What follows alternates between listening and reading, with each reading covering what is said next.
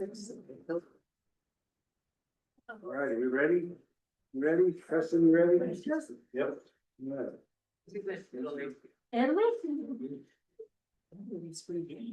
Okay then. I will call the regular Ridgway Town Council meeting of Wednesday, March 11, 2026 to order. Oh, okay, we need to get sworn in.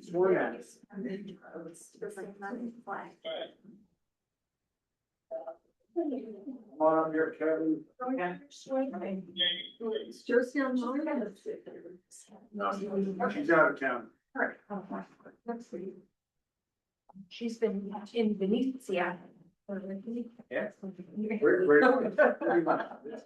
That's good. Please raise your right hand and repeat after me. I state your name. I, John Ridgway, Do solemnly swear do solemnly swear that I will support the Constitution that I will support the Constitution of the United States of the United States and of the state of Colorado, and of the state of Colorado, and faithfully perform and faithfully perform the duties of the office the duties of the office upon which on which I'm about to enter. I am about to Congratulations.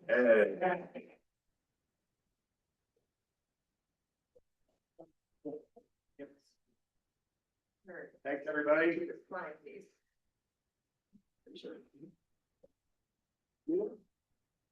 Now, just give all the checks. All right, so now I can call the meeting to order. Regular Ridgway Town Council meeting of Wednesday, March 11, 2026. House members Grambling, Here. Greenwood. Here. Kroger. Here. Montague. Here. Skyler is absent. Mayor Pro Tem Lincoln. Guys, Scoville? Sorry. go. Scoville, the S. Yeah. Scoville is absent. Mayor Pro Tem Lincoln. Here. And Mayor Trump. Here. All right, thanks, everybody.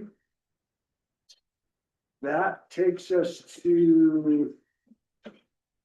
Let's see, you know what, I'm looking at last months. Are there any additions or deletions to the agenda?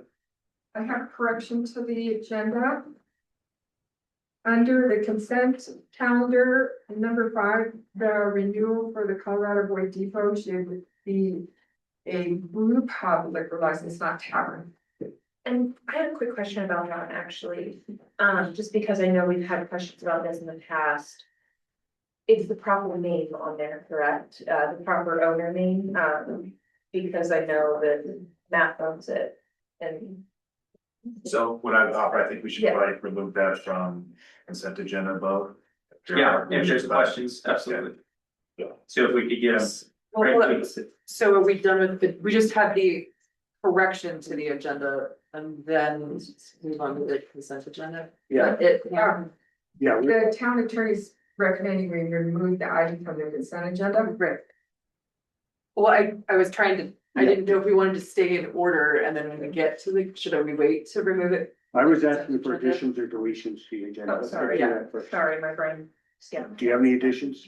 No, and I think now would be an appropriate time to, if there's a desire to remove it Yeah. from the consent agenda as a modification. And We just hadn't gotten to the We haven't consent gotten agenda. But regardless, now's a good time to just take it out of the consent. Okay, I moved to remove the renewal of the or of the brew pub liquor license for Colorado Depot from the consent calendar. So. All right, motion made second. All in favor? I. Any opposed? That's unanimous. Thank you. All right, sorry for that confusion. Additions? Pam, you didn't have any additions to the agenda beyond that? That was it, the correction. All right, so we will ask if there's anything else on the consent calendar you want to pull up, or is there a motion approved? I moved to approve the consent calendar. Second. Okay, motion made by Beth, second by Kevin. All in favor? I. Any opposed?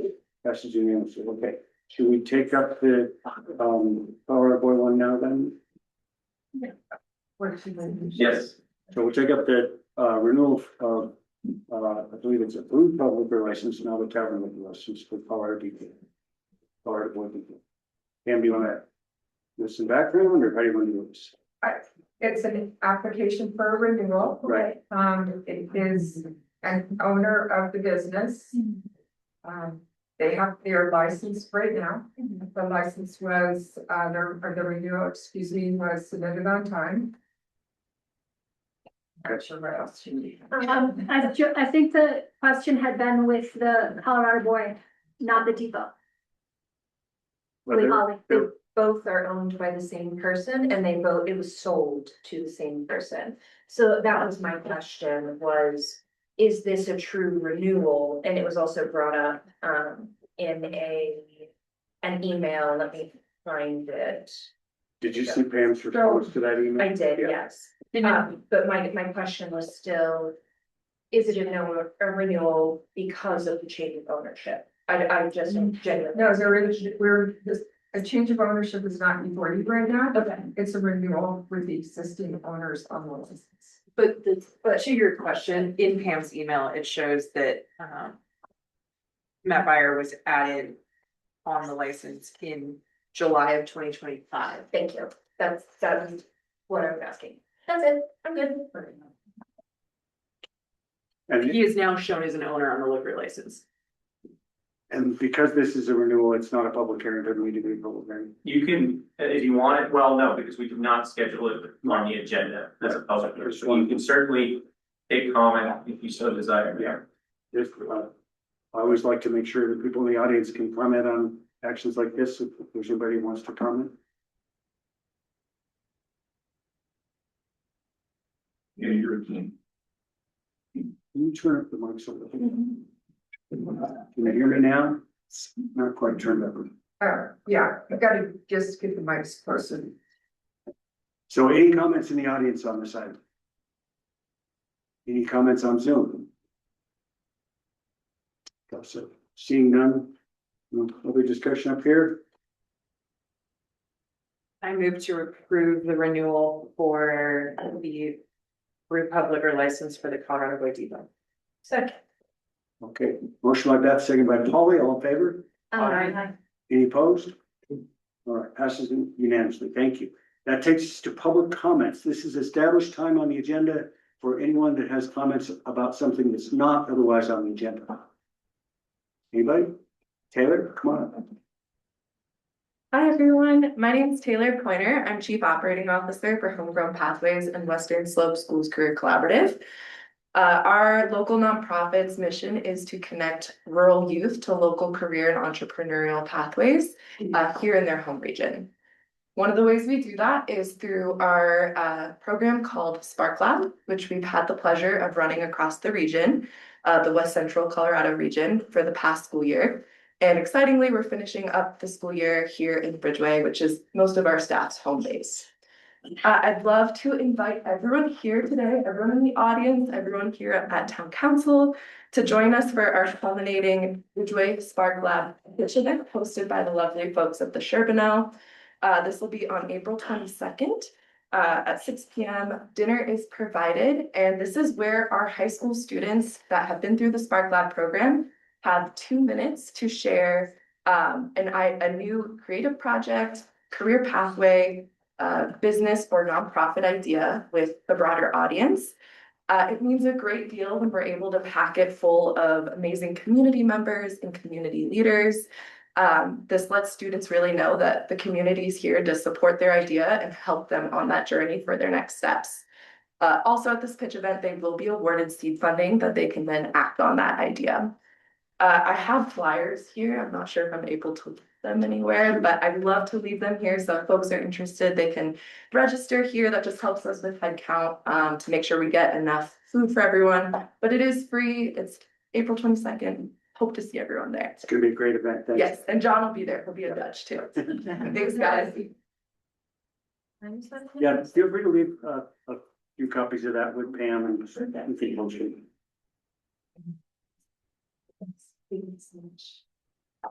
Anybody have questions about that item? Want to know more? Check it out online. Okay, so that, any other public comments? Seeing none, I will move to public requests and presentations. Item number 7 is a request for use of public rights of way for the annual Festival of Music Rally and Rally Through the Alley, Ridgway 1K events. Mary, Yes, come on up. we have submitted all of the required special event permits. We have paid our fees and the security deposits. Will you just hit your palm on, Like The a whole grab thing. there you go, Yeah. and then you pour it down the bit. We have submitted all of our special event permits. We have paid the fees and the security deposits for all of these events. We are using roughly the same maps of the public spaces that we used last year, but I understand I have until the end of May to submit those final maps if there are any changes. I welcome any questions. We are rebranding the Barrel Fest that follows the 1K Rally Through the Alley. It will now be the San Juan Oktoberfest. We're changing it up a little bit. We're not going to have vendors.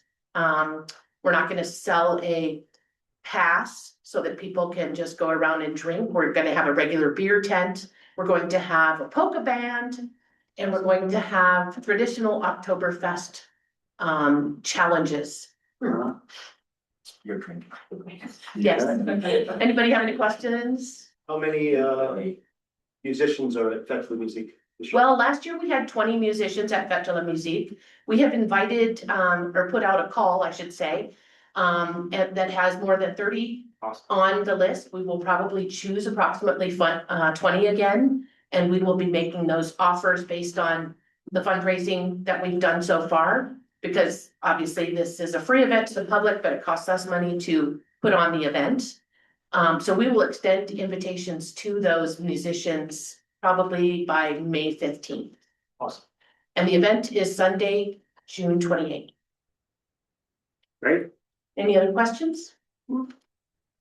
Any questions in the audience? We're in the room or on Zoom about these requests? Michelle? Yeah, I'm looking at this and I'm seeing application date November 2025, event date October 4th. That's for the Rally Through the Alley and the San Juan Oktoberfest. I see. We have also submitted applications for Fête de la Musique, the end of June, Ridgway Rendezvous, the second weekend in August.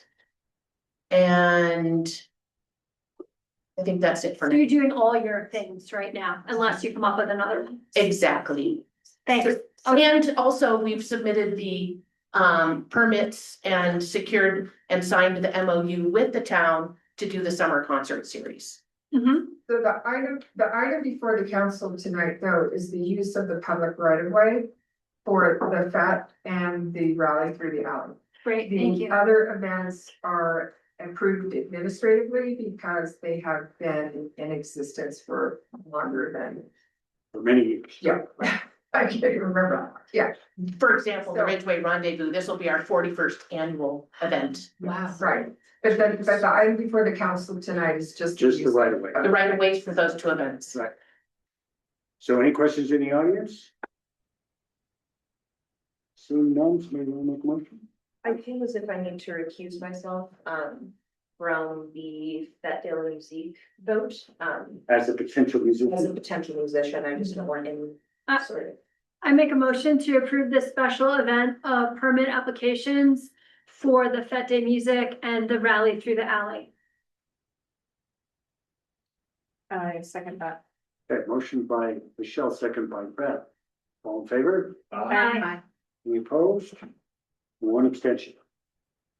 Thank you very much. Thank you all, and congratulations to the newly elected council members and the re-elected. Thank you. All right, that takes us to item number 8, it's request for use of public rights of way for the 2026 San Juan Gravel Classic. Funded for Ure Advocates for Kids Foundation, Oak, to be held July 25th. Eric, welcome. Hey, everyone. My name is Eric Felanius, and this is my first time at a council meeting. 41 years from now, it may be more challenging for me. Have you seen the application? Are you familiar with We have the what application. I'm doing? Yeah. Happy to give you a little background and give you a sense for where this all comes from and the direction we're going. we started San Juan Cyclists now 3 years ago. And at that time, I did not have our 501(c)(3) in place yet. We joined up with Just for Kids Mountains to the Desert Ride in 24. And it's a longer story. Don't need to get into it. We raised $18,000 that first year, and my board decided that, and we all agreed that we would give that money to the Cimarron Athletic Field, which we did, and that's an amazing place in our community. Last year, we raised $18,000 again. Finally, after almost a year, I have our 501(c)(3) in place. So Oak, Ridgway Advocates for Kids is actually a 501(c)(3) this year. I have a granting committee in place. We have our grant application ready to go out.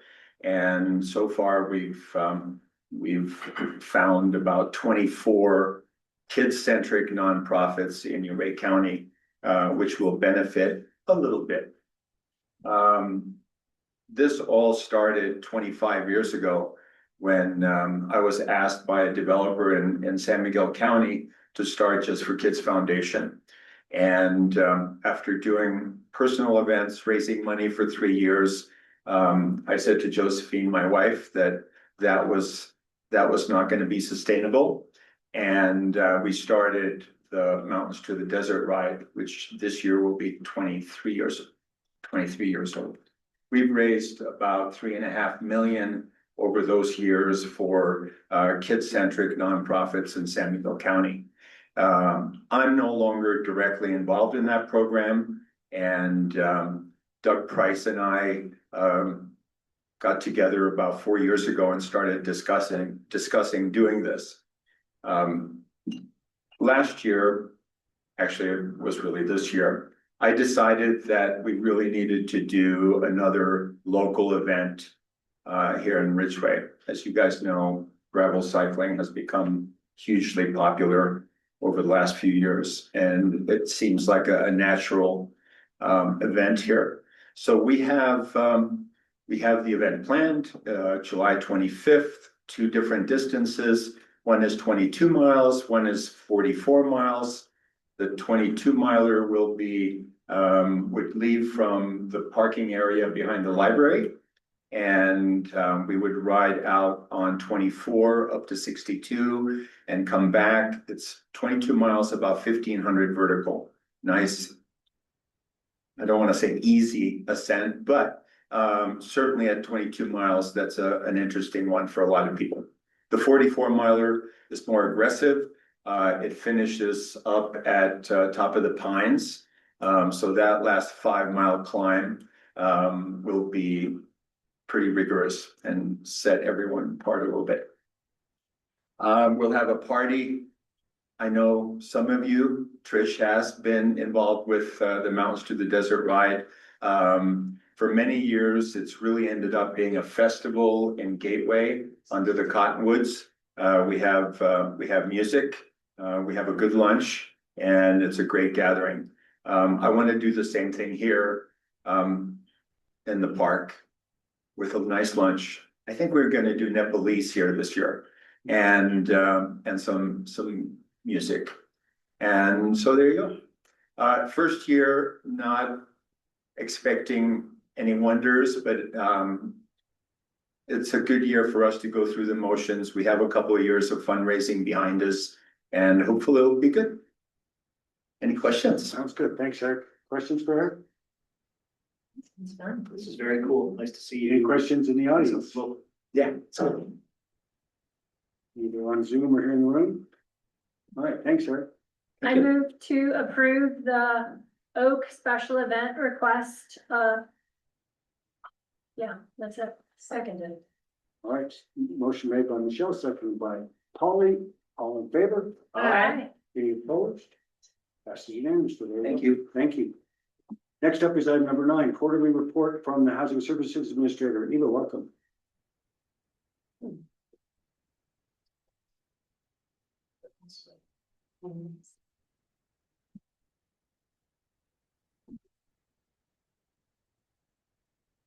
evening. This is kind of. I'm Eva Henson, the Housing Services Director with Home Trust of Uray County, and also your Regional Housing Services Administrator. And I'll be presenting this evening the quarterly report. As I mentioned, we are the Regional Housing Services Administrator as Home Trust. We have a mission is to grow an inclusive, economically diverse community by providing permanently affordable, and I'll also add attainable in their housing and housing related resources to modest income households in Uray County through stewardship of community assets. Before you this evening and in your packets is a quarterly report for January through March of this year. I presented to you in January the quarter 4 report. And just a quick highlight and overview, there's quite a bit that the Housing Services Administrator is responsible for, which includes intergovernmental liaison and stakeholder collaboration, financial management and reporting, Proposition 123 compliance and reporting, as well as overseeing the deed restriction, and will also include rental restriction inventory in all 3 jurisdictions, as well as program development and administration and resident support services. And just a couple things to highlight for you. I've been busy, as you all know. I've seen you quite a bit. I'm glad to be in person. Actually, this evening, I've been working with some residents one-on-one in some of our rental residential units, and also meeting with some developers for active inventory that will be coming online here in Ridgway, some deed restricted homeownership units as well. So meeting with people in person is always an important part of the work, but also virtual is another pro to the work that we do. Some financial management reporting. Again, this is provided through a grant through Uray County called the Local Planning Capacity Grant. Those expenses and activities we're monitoring regularly and monthly, as well as these quarterly report outs, which are January, April, July, and October, anticipated to come before you in all 3 jurisdictions this month. Excitedly, we've done a phase 1 of a new software system that mirrors what San Juan Housing Authority uses. It's a nice system. It's very intuitive, easy to deploy and implement. And the pilot program right now is using new inventory for Home Trust. It's a 5-plex of apartment rentals in Uray that we're going to be leasing up. And we needed a way to administer these, not only for a cloud-based database system to store the information. As you can imagine, it's a lot of information for user errors to try and track this stuff in just a spreadsheet. So using a software that we can build all of the inventory into it, that can be rental, that could be ownership, and then being able to use a portal for online compliancy cycles annually or biennial, which will be great. But also, in order to folks to apply, we had no system to take those secure documents, right? There's a lot of financial things that need to be uploaded. And so I can assure you that this was a success. We are taking applications for these rental units, and we'll be expanding and broadening the software as a more rollout throughout the year for homeownership next as another deployment. And ideally in the fall, using that for compliancy cycle for the Waterview units in Uray. As a great example. Also to recognize the Uray County and then also town of Ridgway, I presented before you in March. There was an opportunity for $50,000 each community that opted in, but then adhered to early adoption of fast track expedited review processes for affordable housing were eligible for these additional local planning capacity grant incentive funds that have no local match. And council made that decision to use those funds in conjunction and collaboration with the regional approach, as well as the county making that decision. So that will be $100,000 to extend the runway for the Housing Services Administrator's scope, leveraging state funds, local funds to get housing services throughout the region. This slide is similar. It won't change for you all than some dollar amounts. Just a good refresher and reminder, the total project cost is $240,000. That goes through October right now of 2027, with a local match of 20% provided by all three jurisdictions, which a third equals about $16,000 towards that broad scope. Year to date, we've spent about 46,000 of the project and leaving about 193,000 remaining to get us through that 2027. And as I mentioned, the additional $100,000 will look towards the runway into 2028.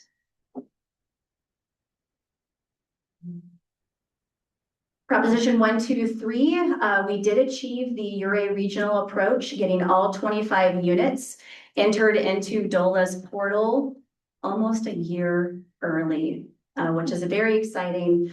We were also the first regional approach in the state, and we also helped issue a joint press release on behalf of all of those that helped, including staff and efforts to get those units. And a really creative, innovative approach. As you all recall, there's an intergovernmental agreement. There's a couple of those.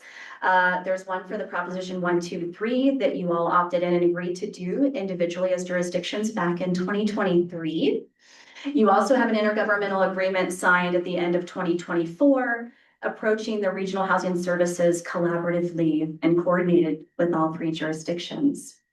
So I'll just highlight here that the town, having got your unit counts and getting fast track adopted, you are eligible later this year to opt in again to Prop 1, 2, 3 later this year. The county will also be eligible to do so since you're fully compliant.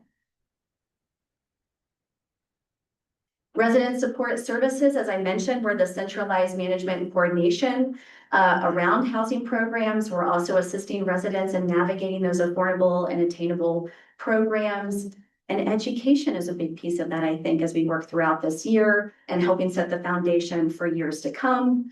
We phased in, as I mentioned, the rental side. We'll be phasing in the home ownership side for the online system software. And again, enhancing those countywide coordination efforts across all three jurisdictions. Let's see, program development and administration. I've been here 6 months as of today. Congratulations. There's that. Let's see. So we are actively advancing the lease up of the 5-plex. If you recall, this is originally a 3-plex. It was 3 units in Ouray. We're converting it and adding an additional 2 units.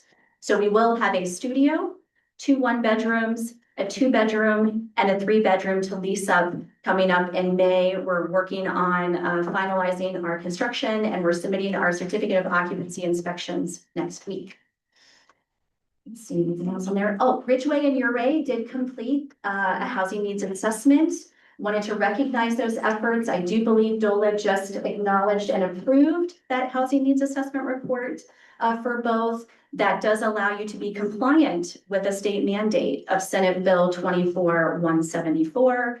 And next in the queue will be the town working on your housing action plan, which is a requirement of that legislation. Deed restriction management and compliance. I'm excited to share with you this evening another deliverable of the contract. What exists in inventory?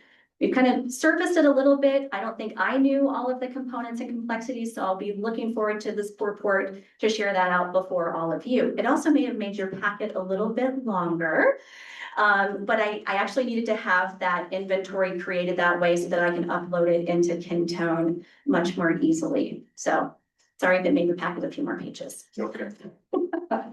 Let's see, so we completed a household eligibility and verification for a resale at Waterview Deed Restricted Community in Ouray. That was in January.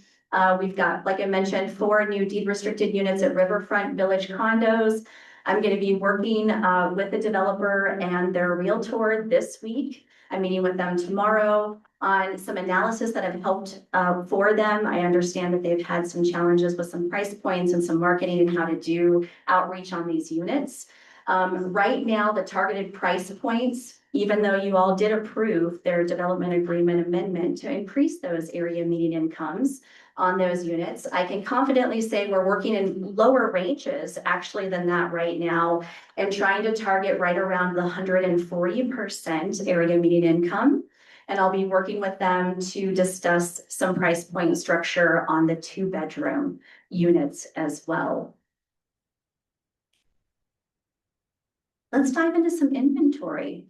Really wanted to just simplify this for you all, and a snapshot is really a great way to see what exists. So when we're thinking about policy or programs or looking at grants or navigating with developers that want to come in the pipeline, this is a great way and a great tool for us to set the stage of what actually exists within the community. So I've broken it down by area median income, which is the left-hand column, also known as AMI.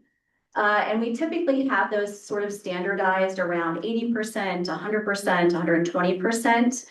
For ownership, I didn't go below that because those often are Habitat for Humanity or 80% or below. And often below that spectrum, we start to get into the rental inventory, which we'll be covering this evening as well.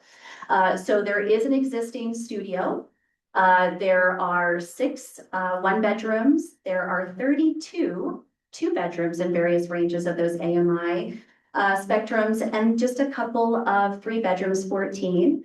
The reason the unknown column is for Swiss Village Cooperative, the co-op, the mobile home park in Ridgway.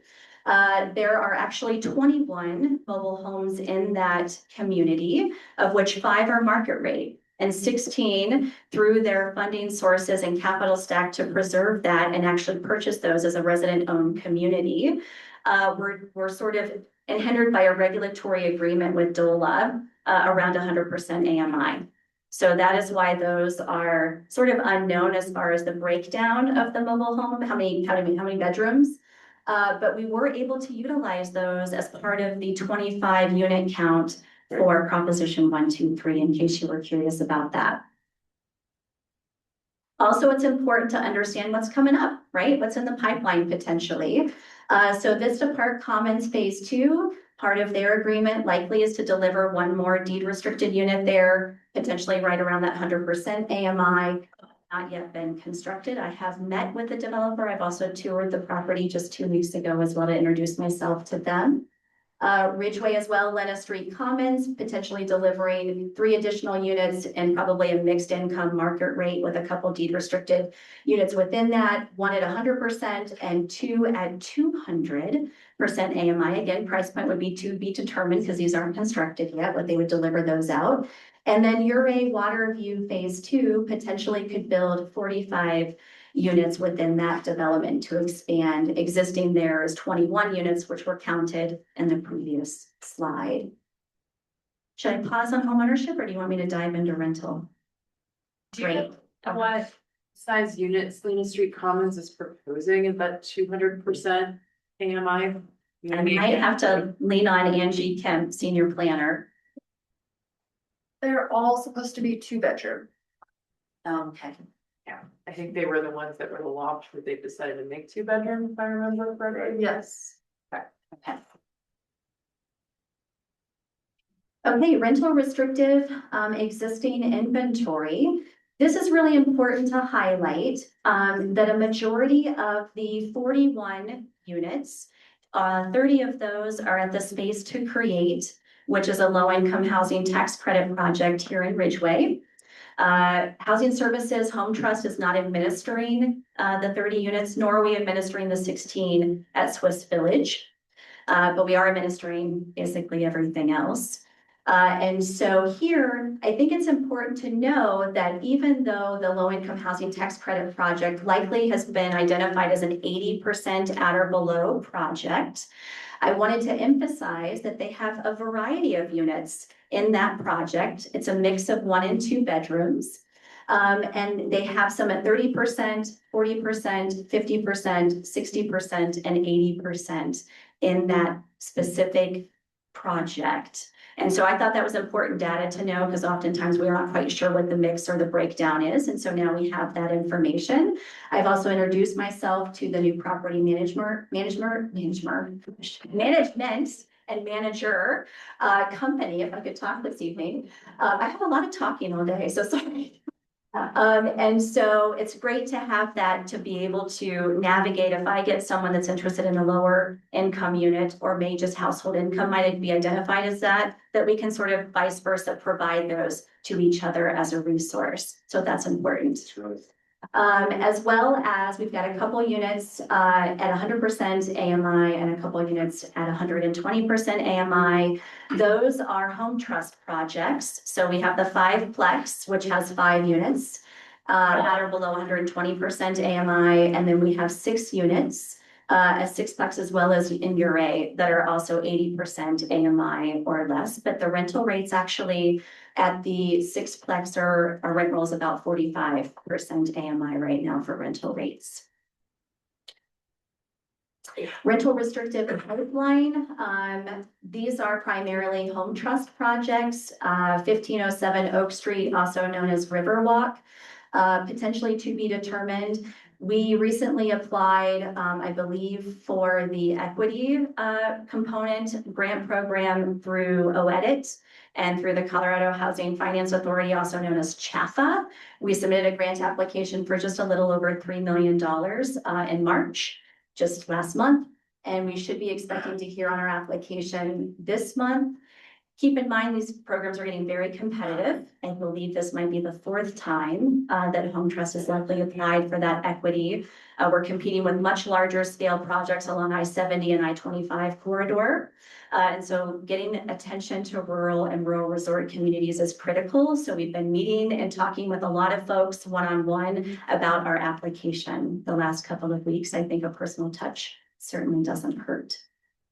So we are navigating that, and thank you again for opting into Prop 123. Home Trust would not have been eligible or even an opportunity to apply for those funding sources had you all not opted in to Proposition 123. And with that, just a quick look ahead. As I mentioned, continuing to implement deed restricted and rental systems as we continue to streamline program administration with the goal of continuing stakeholder engagement towards advancing standardizing covenant templates. Support for Proposition 123 compliance. The city of Ridgway is on track. They presented their potential code amendments for that to Planning Commission in March, which I also presented to on behalf of Dan Murphy, Community Development Director. And so they are on track still for spring. If communities opt in and get their early adoption of fast tracking by June 30th of 2026, they're eligible for the local planning capacity grant incentive funds in the amount of $45,000. And Dan Murphy pledged to also try and advance the request to do the regional approach for Housing Services Administrator collectively. We'll be launching, as I mentioned, the Kentone software for Phase 2, as well as navigating the contract amendments for a regional synthesized scope so that the DOLA can just do one grant amendment for this grant with all of these incentive funds. It also aligns with their budgetary cycle. And then I'll be coming back before you in July with progress on the annual work plan. So I wanted to give us 6 months in on that effort, as well as we had some good feedback during our Ridgway Housing Partners meeting that we had just a few weeks ago, co-hosted with Elaine Demis with Telluride Foundation. Part of the deliverable in the contract is to deliver a strategic plan and a work plan. The feedback that I got from the group was, Eva, we don't want you to duplicate efforts. And we would really like you to use your detailed and comprehensive work plan as the overview of a strategic plan for this year that we could certainly enhance and expand that to a 2 to 5 year vision and long-term planning after year 1. So I just wanted to set the stage for you all with that.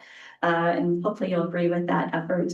And as well, aligning with our request to do a contract extension with all of the jurisdictions' budgetary cycles in sync this summer for 2027. And with that, I'll leave you with opportunity for questions.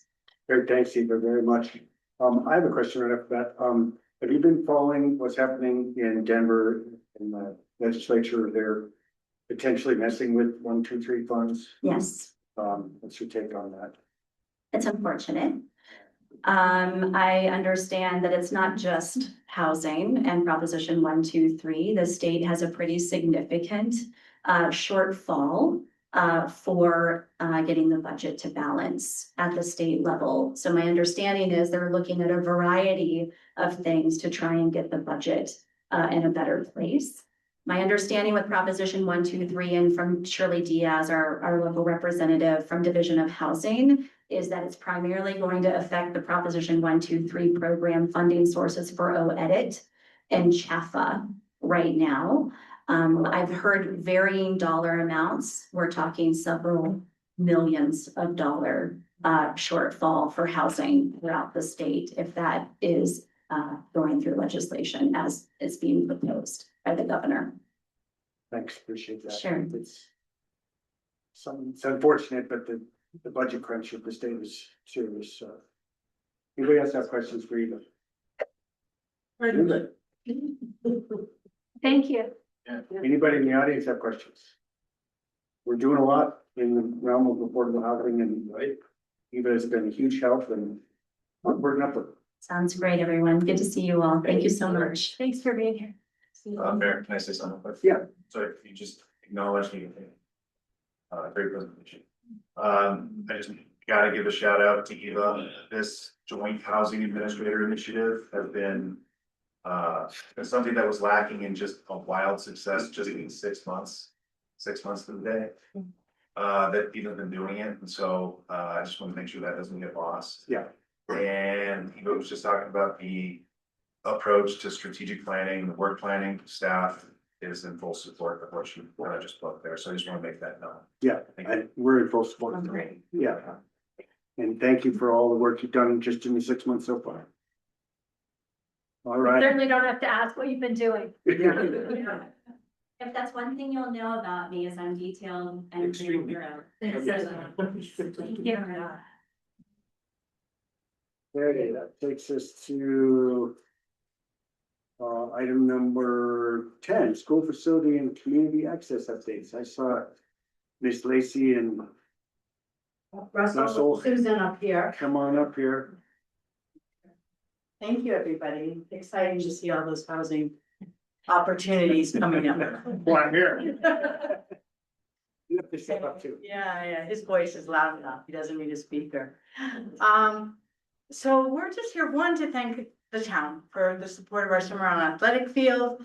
And when I talked to Preston, we talked about coming at some point to give a few updates, and then we have a few landscaping projects in process. And want to give you some updates on what's going on with the school district, and excited to see someone with some school experience on your new town council. Yeah. It's exciting. Congratulations to all of you with the election. Thank you. So I guess one, I want to say, this summer, last year we completed renovations to our theater and to our secondary roof, and we're actually doing a brand new HVAC through the entire secondary building.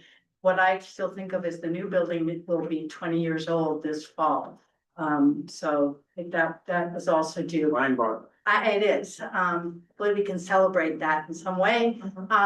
But My daughter was the first graduating class in that building. I can't believe it. she was the second graduating class, but she was a significant person in that whole, I'm gonna invite them all I back. can't believe it's been 20. I know, it's crazy. So here we have, we are looking at some summer landscaping to integrate the Cimarron athletic field with, the main building, and really what we're seeking to do is to build a campus. We've always had a building, and then we had some land, and then we found out that we had a lot of land that was sagebrush, and the Cimarron athletic field really opened up what was possible. And we have now worked with a landscaping architect to see exactly, and we'll be putting this out to bid very shortly. But we want to show you because the town, as you know, helped us, the trail that from River Park was built, and it literally it ends right at the school and right near the gate that takes you back into the Cimarron athletic field. And we're seeing a lot of use from the community. I mean, it's been an amazing resource for the school district. We just hosted our first CHASA track meet. We're hosting a middle school track meet this Saturday. But we just wanted to show you kind of what's there. And I don't know, Russell, do you want to jump in and talk about the landscaping? You want me? Yeah, I mean, it's hard to fully understand what's there. But we're looking at. That can be banned. Yeah, maybe, okay, there you go, bam. So this is what we're calling the plaza. And that's really to create an entryway so that people actually understand how to get to the field and what it looks like. And this will also serve as an outdoor classroom space. And so it provides, it's gonna look a little different than this, but generally it will have landscaping, some trees, lots of boulders for seating. And you can see from the parking lot kind of a clear entryway into Cimarron Athletic Field. And once you cross into the gate, very good, fantastic.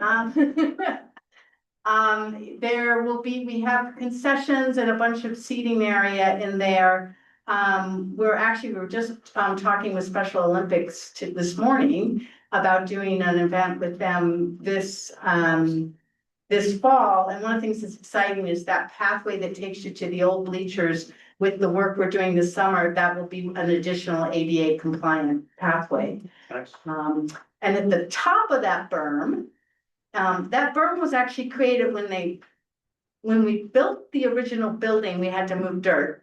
And we only moved it as far as was cheapest. So that created a berm that we've now been working with. But at the top of that berm will be what we're calling kind of a nature center. It will have boulders and logs and climbing structures, kind of a place for littles to be occupied or middle schoolers or whoever. And then that has a great view out to the field. And then you can see just to the right of that nature, that's where we're going to actually have terraced. I don't know how to explain it. It'll be like boulder walls and Yeah, it'll then, be, no more than 30-inch, boulder walls, and then it'll be 6 feet depth. So that it's sitting space, but you can bring a blanket, you can, sit that way. It's more of a, we really have found. oh, you're a different one. We have really found that, not having a grandstand, but actually making it sort of natural has been very, attractive, not only to us as we look at it aesthetically, but also just to the attendance. If you look at the track meet, people were milling around and they were talking and conversing, not just sitting in the stands, and able to go watch closely different events and things like that. So we've actually really liked that we've gone this direction, so. Yeah, we couldn't put in a grandstand because you had to have official bathrooms, not porta potties that were closer to the field. So that was a zoning reason originally, but in the big picture, I think this will be a lot nicer.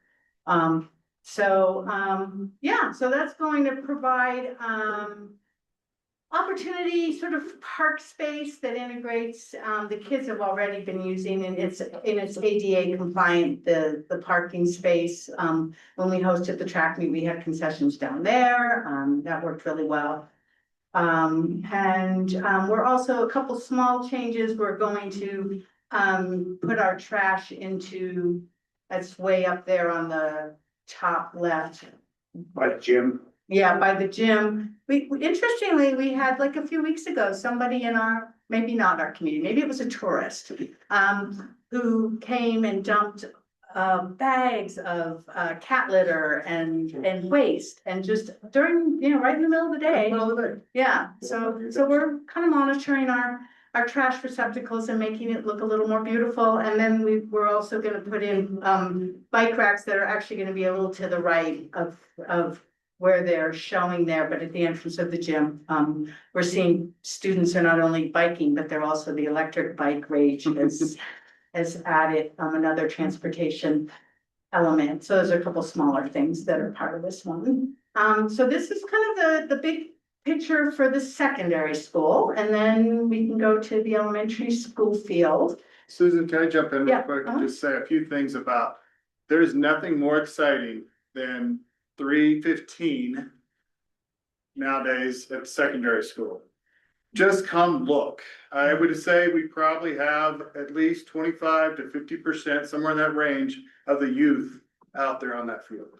Whether it's track, soccer, just out there, it is an exciting time to watch that facility being used the way it is. And not just by the school, because as soon as we finish, guess what? Now we've got a Uri soccer team out there. We've got people walking on the track and please. In Uri come School out and District, use too. it in Uri Yeah. School District. It's been really a pleasant experience to watch the community really adopt that space and use it. And that was the intention.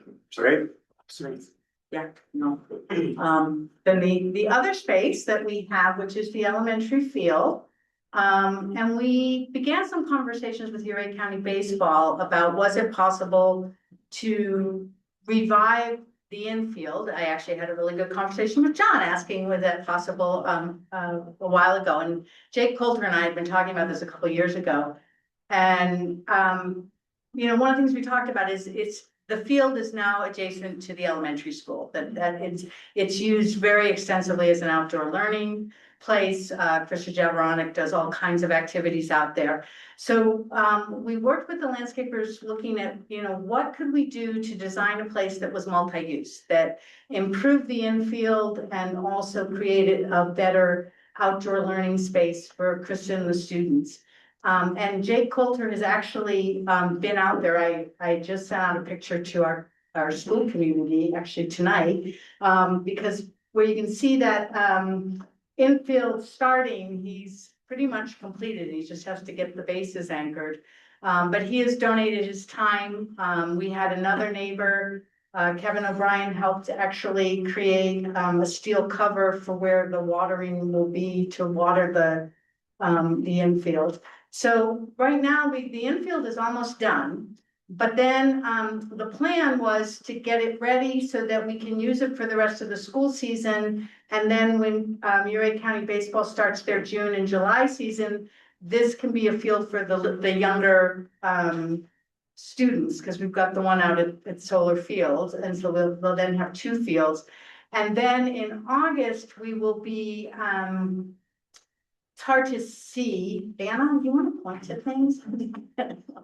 But the plan is, yeah, that it's a hardscape going all around the edging, and we're actually opening the fence to really hit the maximum of where the property lines are. And so Krista, there'll be again logs and boulders and fun balancing things, but it will allow her. She builds structures with the kids. They go and they build all kinds of things. And so that doesn't need to be on grass. It would be better on hardscape. So, and then planting some more trees. And so what we'll end up with, we're also, Jake has already got a local builder to donate wood and roofing. So we're also going to upgrade the dugouts. So that'll create some really nice shade spaces. And then we're adding what will basically create more of a park-like feel, I think, to that space. One of our neighbors was excited about the infield. He said it would keep the dust down on his house. And so again, this will be a summer project. We have had to close it for a few weeks. We do have a number of enthusiastic dog owners in the community, and they have used this space for forever. And we're hoping we can work well together, because that's been a little bit of a challenge sometimes, but it will be closed for a little bit of construction in August. But again, we're excited to be able to improve this space. We've kept it as community access. Many school districts do not allow the public on their public, lands, but I feel like in this little town, it's worked really well, and hopefully we can continue to partner. So those were, and I think it maybe we sent, I don't know, maybe those are the pictures right there on the side. Is that what Donna sent? I can't remember. I think, yeah, just sort of showing. Yeah. So anyway, we just wanted to share where we were with it. And again, I know there's the athletic field at Solar Ranch is continuing to move along at some level. And, the goal was that our facilities would complement what was going on there. And as Russell said, the county soccer, we've already have a couple of teams there in the evenings, and And then having more baseball fields and things like that, I think would be great. I want to say thank you for working with Erie County Baseball and Jake and Josie on that. It's been a couple of years, they've been trying to see if they could get that back in use, and this looks like a great plan. So, Yeah, well, it's really helped to have Jake help with work. I mean, we're still paying, it's probably 30,000 in materials. right. But having him do the, and it's been fun. He's just been so excited about it. I go down there and he just feels like, oh, I grew up on this field and I'm Yeah. seeing it come back to life. Yeah, So that's very cool. been great. I just want to add a couple other things is, we've already worked with the fire department here for wildland protection training. They actually came and used the track one weekend. And then we actually we're having Nucla, Norwood are coming over on Fridays to use the track. Awesome. That I will tell you, we're charging a little bit because we got to maintain it, but I mean, it is being used not just by the county, but by the entire region, so. Right. I was in Telluride, recently, and I heard from several different parents, of track runners, how incredible and how grateful they are for this track. So I just wanted to pass along the message. That'll be the prettiest track in the state. Yeah, we were both told the same thing. I'll just sort of, when we had the track meet, one of the directors actually said, I've never worked at a place where it should be a postcard. And then he actually told me he might do it for free here. So I told Sean Brown that too. So. Yeah, no, and he was amazed by our community too. He said just watching all the community pitch in and help. So that was really.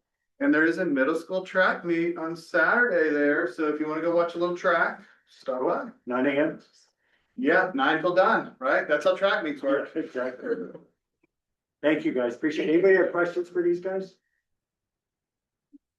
All right, thank you. All right, that brings us to policy matters. First up is item number 11. First reading of ordinance number 03-2026, amending chapter 6 of the Ridgway Municipal Code to update building regulations and adopt by reference the 2024 low energy carbon code, the 2025 Colorado Wildfire Resiliency Code, and certain 2024 International Council Code books and amendments thereto. Yes. Take it away, Andy. Sorry. Yes. I'll introduce the presenters on Zoom shortly Okay.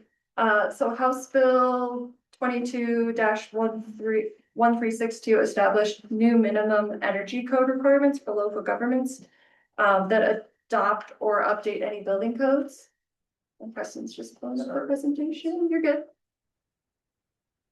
You can go to the next slide. Oh, I have it. That's right. The town of Ridgway currently utilizes the 2018 International Code Council code books, or they're also called I-codes, as our building codes. The standard is to update building codes every 3 to 6 years. In addition to that standard, there's a requirement for energy code adoption whenever Colorado communities are updating. So this spring, our goal is adoption of the 2024 I-codes, which are the most up-to-date codes, as well as 2 Colorado state minimum codes. The Colorado Model Low Energy Carbon Code, I'm going to refer to it as the LECC throughout this presentation, with local amendments, and the 2025 Colorado Wildfire Resiliency Code, or the CWRC, as I'll refer to it. Actually, I need to stay on this. Michael, Sure. Just make sure you get through. Okay, the LECC becomes the state minimum code after July 1st of this year, while the CWRC is the state minimum code that requires implementation by July 1st. So the ordinance that is drafted in your packet has an effective date of July 1st. I'll also note here that there is a new House Bill 26-1334 that has been introduced, which could extend the required adoption and implementation timeline for the Wildfire Resiliency Code. So we've already missed the April 1st adoption deadline that the state had set. This bill could extend that, so we might be compliant yet. State minimum codes require compliance, but they also allow for additional local regulation that exceeds the minimum requirement. So for the CWRC, the Colorado Wildfire Resiliency Code, staff is not recommending any amendments, just the state minimum and the associated state map. And I'll be covering more of the CWRC later on in the presentation, but I'd like to focus on the LECC to start, the low energy carbon code. So for 2024 I codes, the various code books are listed in your packet that we're considering, alongside the chosen appendices and the local amendments that we're recommending. As part of the 2024 I code package, there's the 2024 International Energy Conservation Code, the IECC. This is the National Base Energy Code, which the Colorado State Minimum Energy Code, the LECC, will be replacing. So this one's going away, and we're replacing it with this one. More on the LECC. The House bill that I mentioned at the beginning directed the Colorado Energy Office, or CEO, and the Department of Local Affairs, DOLA, to create a model low energy carbon code specific to Colorado's environmental constraints, our high altitude, and the statewide sustainability goals, which include energy efficiency and reduced greenhouse gas emissions. So again, this replaces the IECC. And the code book just became available last month. As mentioned, there's a regional amendment package, and this is covered in your packet more extensively, but it was established by a regional code cohort. It includes language intended to apply to the 2024 LECC. All amendments are optional. The LECC is the base code, and then the amendment package that we're recommending is either meeting or exceeding those minimums. So finally, the local amendments are those selected from the regional amendment package that are included in your chapter 6 red line in your packet. And last month, staff brought a selection of the amendments to the Planning Commission. And the Planning Commission did recommend removing one of the recommended amendments, which is further discussed in your packet, but we'll also touch on it a little bit later. The ordinance and the red line, however, do reflect the Planning Commission recommendation to the town council. Some background on how we got here. So through the Sneffels Energy Board, which consists of jurisdictions in San Miguel, San Juan, and Uray counties.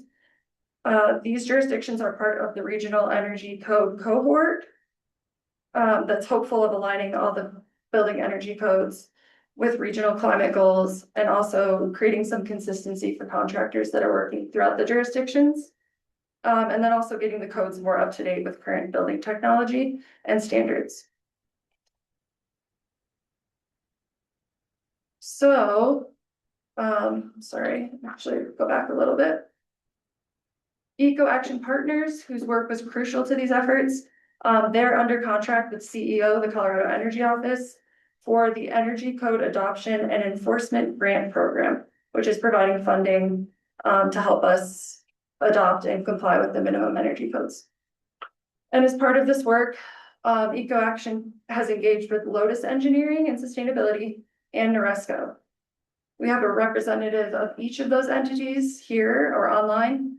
And Eco Action Partners has hosted regular energy code cohort meetings from September of 2024 to December of 2025, plus that table that's in your packet of all the other meetings and trainings and work sessions and things that they've helped host or hosted are included. So to explain a little bit on why this is so important, this is the 2023 Uray County and San Miguel County greenhouse gas emission inventory.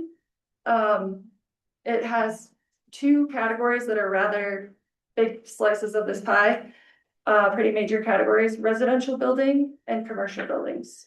And that's in the blue on the right side of the screen with the stars next to it. Next, this chart is explaining the impact of energy code on energy use. So with code updates, we can see a reduction in the energy use. It's pretty apparent. The blue line is showing residential energy use and the green is the commercial energy use. And then all those little notes are when a new code has been adopted. Now this slide has a lot of information, so I'm gonna slow down a little bit. It's included here as like a quick view to help you with some of the terms, the acronyms, and some of the concepts that we're gonna be going over with the local amendment package to the LECC, which we're gonna dive into shortly. While you take a look through those, I think Brianne Boyle and Erica DeLello are online virtually, so they'll be helping present. I don't know if you'll be able to actually see their faces for the presentation or not. Is there a way we can do that? Thank you. Okay, I see Brianne there at the top. Brianne Boyle is with Lotus Engineering and Sustainability. She's a senior associate on the climate mitigation and resiliency planning team and the communications and engagement team. We also have Erica DeLello with Noresco. She's online to assist in Brianne's presentation. And thank you both for being here. I'm going to turn it over to you and you'll just have to tell me when to advance the slides. Okay, thanks so much. Angie, can you hear me okay? Yep, I can hear you. Awesome. You can go to the next slide. Trying. No, just forget. Okay, so I'm going to be walking you through the local amendments and I'll be starting with the residential amendments. So the first one that you see here, this adds additional efficiency requirements to log homes to make sure that the overall performance of a newly constructed log home is essentially equivalent to a home built with other construction methods. And the requirements that you see here essentially say that certain log homes must comply with the ERI pathway or the Energy Rating Index pathway, and that certain log homes also need to meet the thermal envelope requirements. And staff was okay with these amendments because log homes are not commonly built in Ridgway. You can go to the next slide. Okay, so there's two amendments here. The first one requires R10 insulation instead of R5 to be used under full heated slabs. That's already required in most of the region, so staff was okay with that. And then the second amendment here is explaining that it removes an out or an exception in the base code for glazing or window U value requirements for buildings that are above 4,000 feet elevation. And there's no reason that those buildings can't comply with the U value requirements in the code.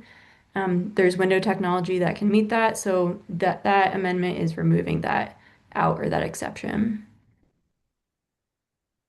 Okay. So there's two here as well. The first one is saying that if you have a heated garage, that your garage door must have a minimum R value of R16.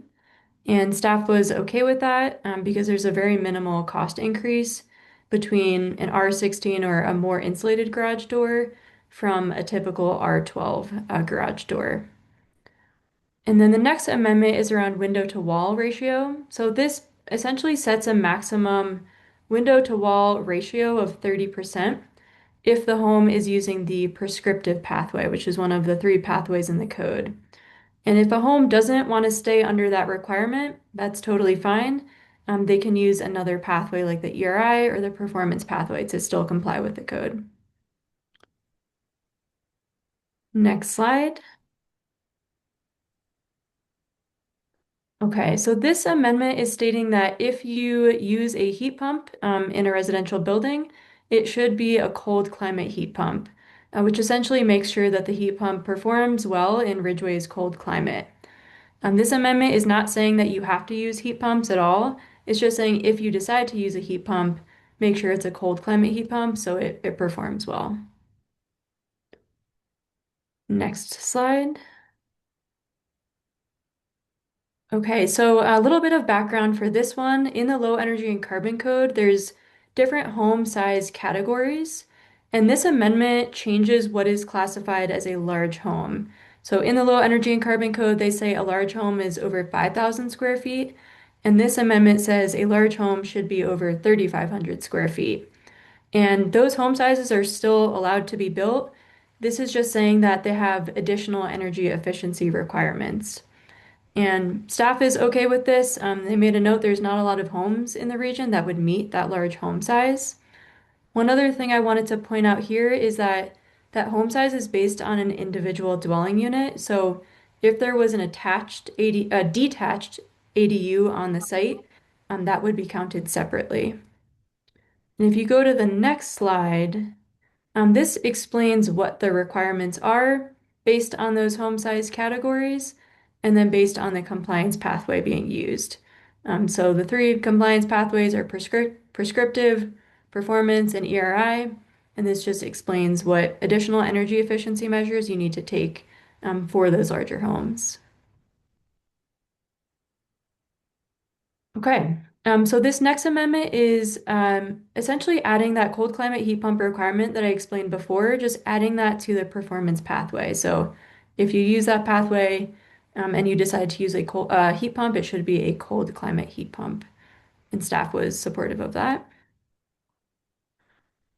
This next amendment, there's two here. So first, it clarifies that that energy rating index pathway or ERI pathway is using a ResNet HERS score, which is essentially a very common energy rating software to be used. So it states that that software can be used.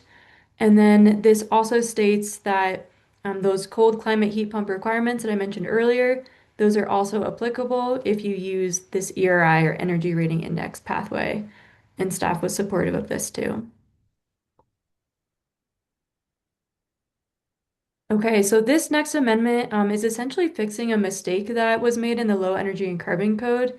The code accidentally gave double credits for a scenario where you have radiant in-floor heating with a high efficiency boiler. They're awarded double energy efficiency credits, and this is just correcting that. So you still get credits for that type of system, you just don't get double credits. This next amendment is essentially adding another option if you use the prescriptive pathway that there's requirements for energy efficiency credits. And instead of needing to figure out on your own how to get those credits, this provides a platter of options, essentially a predetermined list. You don't need to use these lists if you don't want to. It's just a way to make compliance easier for folks. And staff was supportive of this too. All right, so this one, some background here, the low energy and carbon code defines substantial improvements based on the market value, which can be hard to calculate or hard to find sometimes. And so this amendment specifies that it should be based on square footage, which is easier for folks to determine and easier to check compliance with. And staff was in agreement with this one. All right, so all the amendments that I just shared were for residential, and now we're moving on to the commercial amendments. So this first one here adds more specificity to how mechanical equipment is designed to make sure that it's sized correctly and that it will perform well in this region's cold conditions. And staff was supportive of this. Now, similar to what I explained on the residential side, this is for commercial and it explains that if you decide to use a heat pump, it should be a cold climate heat pump. And again, this doesn't require heat pumps to be used. It just states if you decide to use one, make sure it's cold climate and it will perform well in these temperatures. And staff was supportive of this, makes sense for the region. This amendment explains that indoor pools need to have covers as well. So the low energy and carbon code already requires outdoor pools to have covers, and this just states that indoor pools should also have covers. It's not common in the region, but staff was supportive of this one. Okay, so this next one, kind of as I explained before on the residential side, this just adds that cold climate heat pump requirement if you're using the performance pathway. So adds that same requirement here. This next amendment is specifically for an amendment to the International Residential Code, or the IRC. And what this does is establish design temperatures for mechanical equipment sizing based on more accurate and more local weather station data than what's currently required in the low energy and carbon code. And staff was supportive of this just to get more accurate temperature data for the region.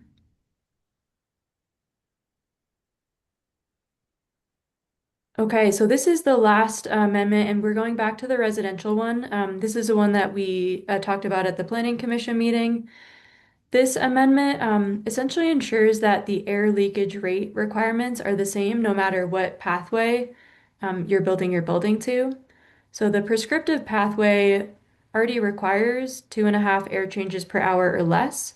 But the way that the low energy and carbon code works, the other compliance pathways allow for a higher rate of air leakage. So this would be just amending all the pathways to be required to use the same air leakage rate of 2.5 air changes per hour or less.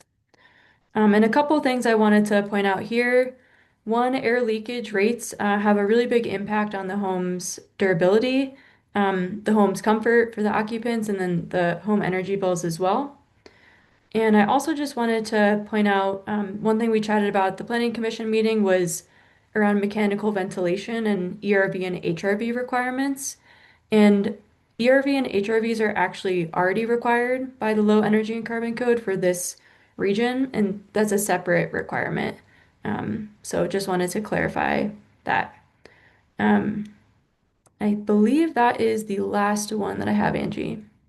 Thank you, Brianne. That's great. So to kind of add to just this amendment in particular, this is the one that the Planning Commission removed from their recommendation, but staff was supportive of this amendment. And it might have, we talked about like indoor air quality and a couple of other things that led to their thought that maybe just the baseline LECC was plenty. But for consistency throughout the code for staff, especially changing the 2.5 air changes would be helpful. And I don't know, I also have Jordan Batchelder here, who is the building official for the town of Ridgway. So he can answer some questions if you have any, just kind of on that thought process. And I do have the full amendment language here on this slide because it's not included in your packet. Well, it's included in your packet, but it's not included in the chapter 6 red line. It's not attached to the ordinance. Okay. I'll leave that up, I guess, and if you have that. Questions on that piece? Thanks for your work on this. And I just have a slide here for questions and discussion related to this part of the presentation, because we're going to talk about the wildfire residency code next. So Question. just chance to. Big lift, big, congratulations and thanks to. We have a question. Angie and the team, just what a lot of work went into this. We reviewed it at the Planning Commission and I really appreciate all the work that's gone into this. Go ahead. Come on up, Tom. So yeah, we don't really need this much ceremony. I wanted to ask if the leakage is for an HRV, right? That's just natural leakage of the building. Correct. Yeah. And I was promised that this 2.5 air exchange, if the house is built to code, built properly, it's very easy to achieve. It's a normal thing. Yeah. Great. Thank you. Anyone else? I have a question. Go ahead. I was just curious why the planning committee didn't want to approve the 2.5. We had a long discussion. Yeah, I Or think in a nutshell. we had some public comment at the planning commission meeting regarding indoor air quality. Different types of heating systems that are more common now, like radiant heat versus forced air.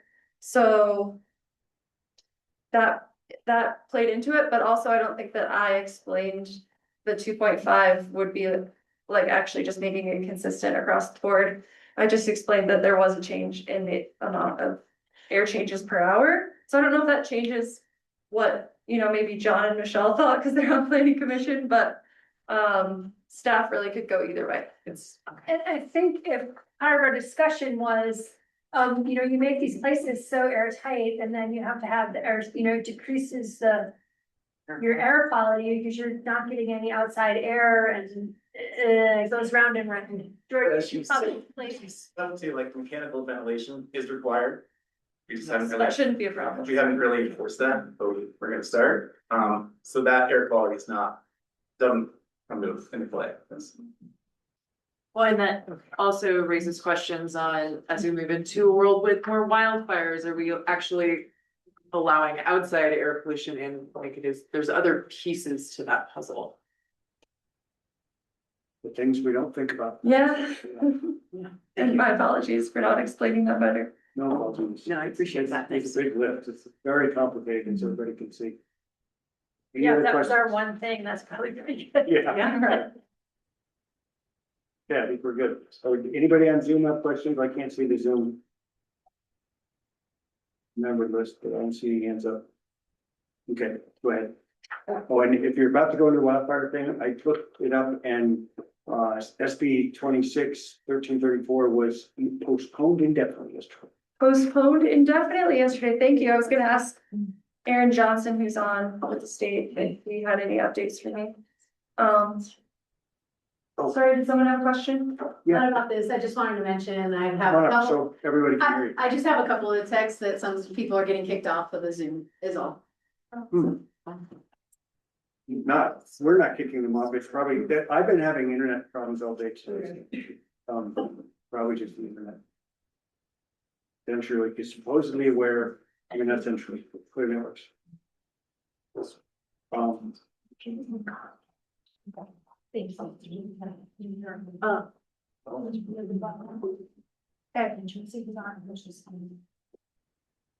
ahead. All right, thank you. So part two, because this is all happening under one ordinance, is, oops, thank you. The Colorado Wildfire Resiliency Code. Online, I think I have Aaron Johnson. He's a wildland urban interface professional development educator with the Colorado Division of Wildfire Prevention and Control. And Aaron will be available to answer questions as we discuss this particular code. So let's just start how this became a thing. Senate Bill 23-166 established the Wildfire Resiliency Code Board that was required to adopt model codes requiring governing bodies with jurisdictions in an area with wildland urban interface to adopt codes that meet or exceed the standards in the model code. The WUI, the wildland urban interface, is defined on your screen. The geographical area where structures and other human development meet or intermingle with wildland or vegetative fuels. On July 1st, 2025, the state of Colorado adopted the Colorado Wildfire Resiliency Code, the CWRC, I'll be calling it. And it establishes minimum requirements for structure hardening with the goal of safeguarding life, property, and reducing the potential spread of fire. The code applies to many areas of the state where there's habitable structures existing near WUI, Wildfire Urban Interface. Oops. Thank you. Oops, my bad. All right, so the state is mandating that municipalities adopt the CWRC. I shouldn't just say municipalities, it's all jurisdictions. The CWRC by April 1st, which we're already past that deadline, and begin enforcing by July 1st of 2026. So the ordinance does have that effective date of July 1st, should it be adopted. As discussed in your staff memo, there's that House bill that's been introduced, and John just updated us that that's indefinite, so we shouldn't really count on that. Yeah, no, that's basically killed. Okay. So the requirements of the code correspond to low, moderate and higher grouped together, but it's a fire intensity rating or rating area that is shown on the state's map, which I showed on the first slide earlier on, but we'll get to again. So this is like a cumulative code. So we are classified under the moderate fire intensity rating, which means the stricter class 2 regulations do apply to the town of Ridgway. And according to the state, the map, this is the map, will be updated to reflect conditions every 3 years following adoption. So you can see there's a lot of moderate intensity. Okay, this slide is just showing 3 ways that homes can burn down from wildfires. Embers, radiant heat, direct flame contact. Reduction of all of these potential outcomes is the code's goal. And the code requires wildfire resilient or resistant construction, structure hardening, and landscaping measures to cut down on all of this. And in limited cases, there's, depending on what somebody's doing, there's alterations to existing structures that do trigger this, which I'll get into a little bit here. But in case everyone's not familiar with structure hardening, it includes the use of fire resistant building material on new construction and remodels of a certain scale. And then the establishment of defensible space is that part of like the landscaping code that's affected.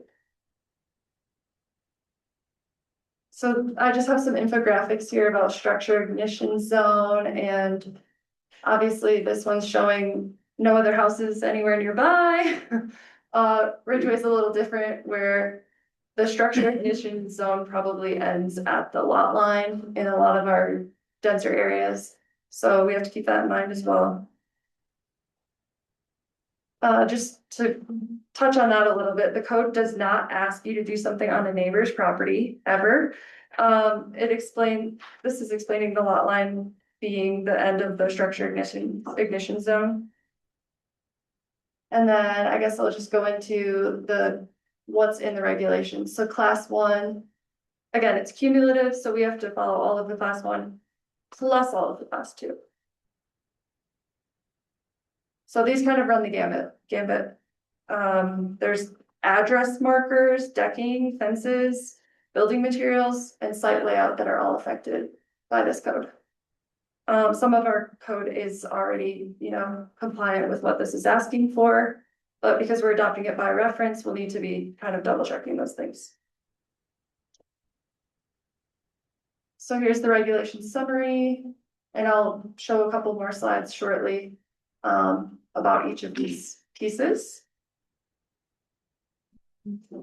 For enforcement, adoption's required, but there's some flexibility in the code about the code official, or the building official in our case, rendering interpretations on compliance with the code. They cannot waive a requirement. And then the code does rely heavily on owners for long-term compliance after initial inspection. There's also a number of exemptions. So this is where I'll call out the additions less than 500 square feet.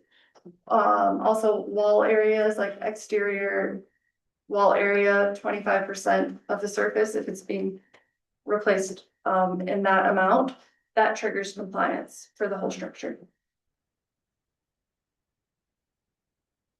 So again, these are just the slides, and there's a bunch of handouts and things that I have printed if anybody is interested in anything like that. But there's more materials, I'm sure, that'll be available before the July 1st effective date of this ordinance. And we as staff are learning a bunch already. So I have some slides just showing like what specifically they're talking about with different elements. So roof, eaves, gutters and vents, landscaping, decks and porches, exterior walls, windows, and doors. So I have all these slides as a handout. If anybody needs something like that or wants something like that, you can email me, call me. With that, I'm just leaving it open for questions and discussion once again. Thanks, Angie. Thanks. Thank you. Questions up here? Now, hopefully, as this gets adopted throughout the state, we see fewer losses and more insurance availability. Yeah, that, to me, that's the biggest thing. If we don't do more of this kind of thing, we're gonna have, we might already anyway be having a huge insurance crisis. As you all know, probably there's people in your area that can't get fire insurance. Ridgway too, it's happening. Yeah. 2 homes. So it's really important we're doing this. And again, thank you guys for all the hard work you did on it. Thanks to the Eco Action Partners members that helped with it. And it was a huge gang effort. So thank you again. Any questions in the audience? Okay. Thank you. Thank you. Actually, I have a little bit more. You can't help I'm so sorry. I'm so sorry. First, can we see if Erin is on, just in case anybody has any questions for Stewart Division of Fire Prevention and Control? Because we can give you some stuff, thoughts, or, okay, that's okay, no worries. We did include a recommended motion in your packet, but this is not a, a public hearing because it's first reading, so. However that goes, I don't have a slide, or do I have a slide for it? I'm not sure. So it's just getting introduced to. Yeah, so we don't vote on it. We vote on it, but Discussion about the air exchange piece, The what? the air exchange, the air turnover piece. Sorry. We have one recommendation from planning commission, we have another recommendation from staff. I think staff should bring up, on planning commission. Okay. Wouldn't you agree? Yes, I would. I just wanted to Thank make you. sure we were all on the same page. It's a good Okay. point. Better, more communication is always better. I move to introduce ordinance number 03-2026, amending chapter 6 of the Ridgway Municipal Code to update building regulations and adopt by reference the 2024 Low Energy Carbon Code, the 2025 Colorado Wildfire Resilience Code, and certain 2024 International Council Code books and amendments thereto. Second. All right, thank you, Beth. Motion by Beth, seconded by Michelle. All in favor? Aye. Any opposed? There you go, step one. Thank you. Thank you. This takes us to item number 12, review and direction on proposal from Helios Charging, replacement of level 3 electric vehicle chargers at the Ridgway Visitor Center parking lot. Preston. Yeah, thank you, Mayor. So we have Daniel Benamou with Helios Charging on the Zoom, but before we have Daniel unmute himself and make a formal presentation, I'd like to take a minute to give some background Yeah, go ahead, information on why this is before you. As maybe a lot of you know, this isn't going to be the first time Daniel has come before you and presented on this idea or concept. Back in October of 2023, Daniel presented a similar proposal for level 3 chargers in the Hartwell Park parking lot. And there were concerns raised at that time about chargers in that parking lot, it being the best place for the level 3 infrastructure, the lighting that would be associated with those stations. There's more to it than that. Ultimately, the town did not move forward with the proposal. So in the last year, Daniel has been working with Ridgway County on a similar proposal for level 3 chargers at the I think it's the 4-H Center parking lot, somewhere in that parking lot. The county elected to move forward, and I don't want to misrepresent this at all. So Jake Neese is in the room, county commissioner, and I think Antonio Mendez, county manager, can correct me if I'm wrong.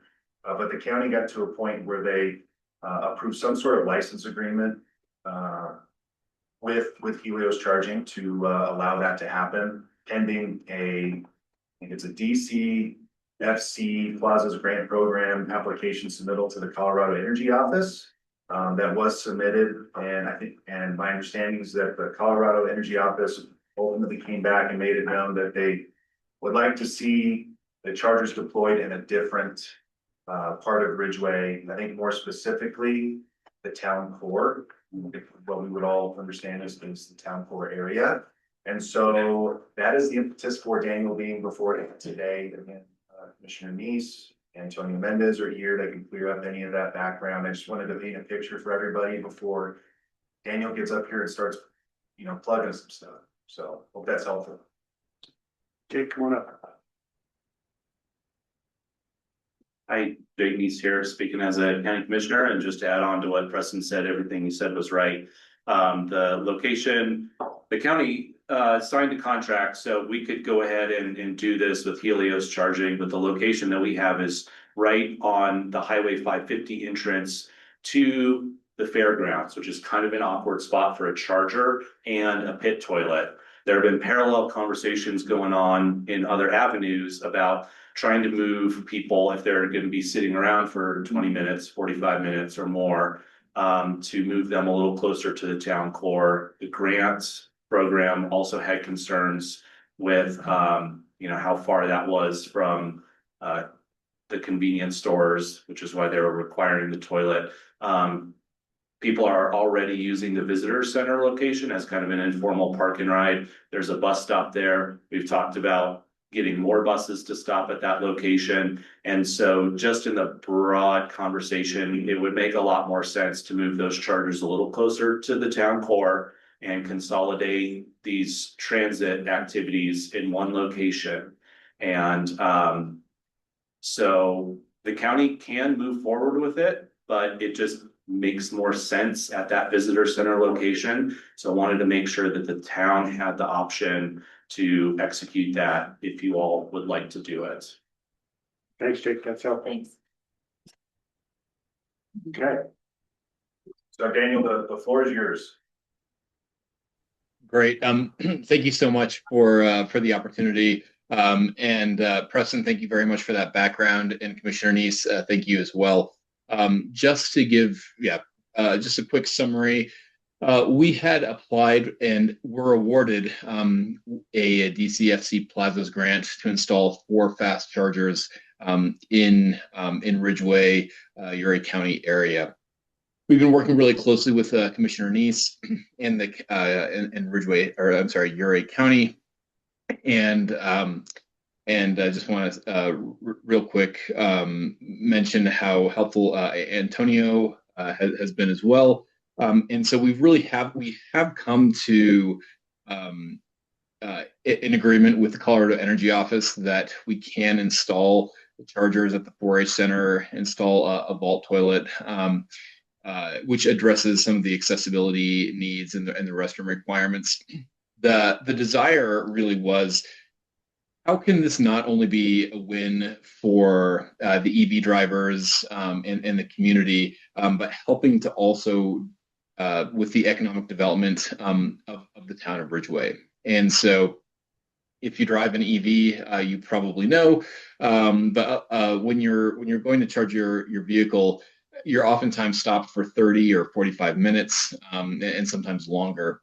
And the part of the original goal of the application was not only to provide a resource for people that are driving electric vehicles, but also provide the impetus for those drivers to then go and help stimulate local businesses, whether it's grabbing a bite to eat or grabbing a t-shirt. And that was the reason that we were interested in exploring how can we help bring these chargers closer to the town core, and whether that's a visitor center or potentially the library or other parcels that are owned by the town, so that drivers, while their vehicles are charging, could patronize local businesses and again help stimulate year-round the local economy. And so I am here this evening really to answer any questions, to see if there's interest from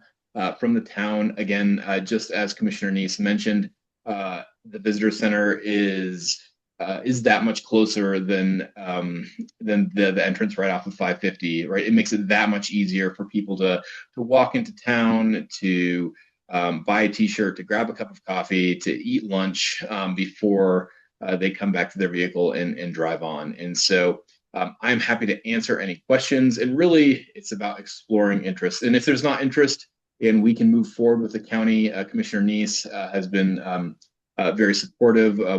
We were granted approval in January. But again, our goal is to make this a great resource, not only for the community and people drivers by, but again, for for the entire town of Ridgway. Thanks, Daniel. Anybody have questions for Daniel up here? My question is about the toilet. Is the bathroom in the visitor center negate the need for a pit toilet in the parking lot proposal? That was the idea. It was that the bathroom in the visitor center would eliminate the need for an additional pit toilet, which is great. And again, driving people into the visitor center so that they can find out all the other amazing things to do in the area would be a fantastic bonus of having the chargers at that area.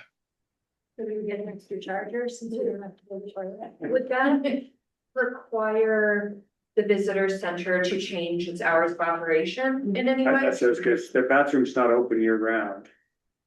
No, it would not. And so the requirements would not change. The goal is not to at all encumber the town in any way. In fact, our arrangement with Urey County was a revenue sharing agreement. So in that Helios, my company would take on all maintenance. We take on the infrastructure upgrades, working together hand in hand with San Miguel Power. And so there's no cost at all for the town, but the idea would be one is a revenue share on the net revenue, but then also being able to hopefully stimulate those local businesses. So great question, but no, that would not require changing the hours of operation of the visitor center. True. Thanks, Daniel, and I'll piggyback on that to answer your question. It would require some close coordination with the Ridgway Area Chamber of Commerce, because that building is leased to the chamber. 20-year lease, and I think we're only in year 4 or 5, making that up, something like that. So, but I would suspect John Hill and the folks of the chamber would be amenable to figuring out how to make that work. Is that helpful? Yes, Yeah. thank you. I mean, I think given some of our discussions we've had about businesses and trying to draw people in, taking advantage of a charger at no cost to town draws that many more folks in and gives them a place to stop and patronize restaurants and stores. I just want to ask a clarifying question because it's all new to me. So the charter's been proposed over by the 4-H, by the visitor center, but there's also discussion about bringing it in closer for people to. 4-H being separate from visitor center. 4-H is after you come around the corner. Right, So just pulling it there. It's either The one. visitor center is Nothing closer. closer to the 4, just one of those two options. It's something that's been talked about, like Preston said, when Daniel first came to us 3 years ago now. He was gonna do it in the parking lot right here. But these level 3 chargers have huge infrastructure. Yeah. And they require lighting, and so I have the feeling that council at the time was it was a bigger impact than we thought it wanted there. I ideally would like to see it even closer to the core, but finding that place is tricky. Maybe when we buy that lot, those are still over by the coffee shop, we'll be able to put it there. Well, I think one of the other There'll be things, more opportunities. yeah, one of the other things to keep in mind here is this is an opportunity that we have, and I think we have to approach it the same way we've approached housing, which is no one solution is the solution, right? Yeah. Jake, you want to have some? Yeah, it was Jake Neese again. This is, they have to expend their grant funds by June 30th. And so we're kind of at the end of the road. If the town decides that it wants to move forward, it would have to make a decision tonight. And then the Board of County Commissioners would have to say, yes, we'll release you from the contract. That's fine. I think I can't speak for the whole board on that, but there was some apprehension just because that location right off of Highway 550 is kind of an awkward, strange location for that.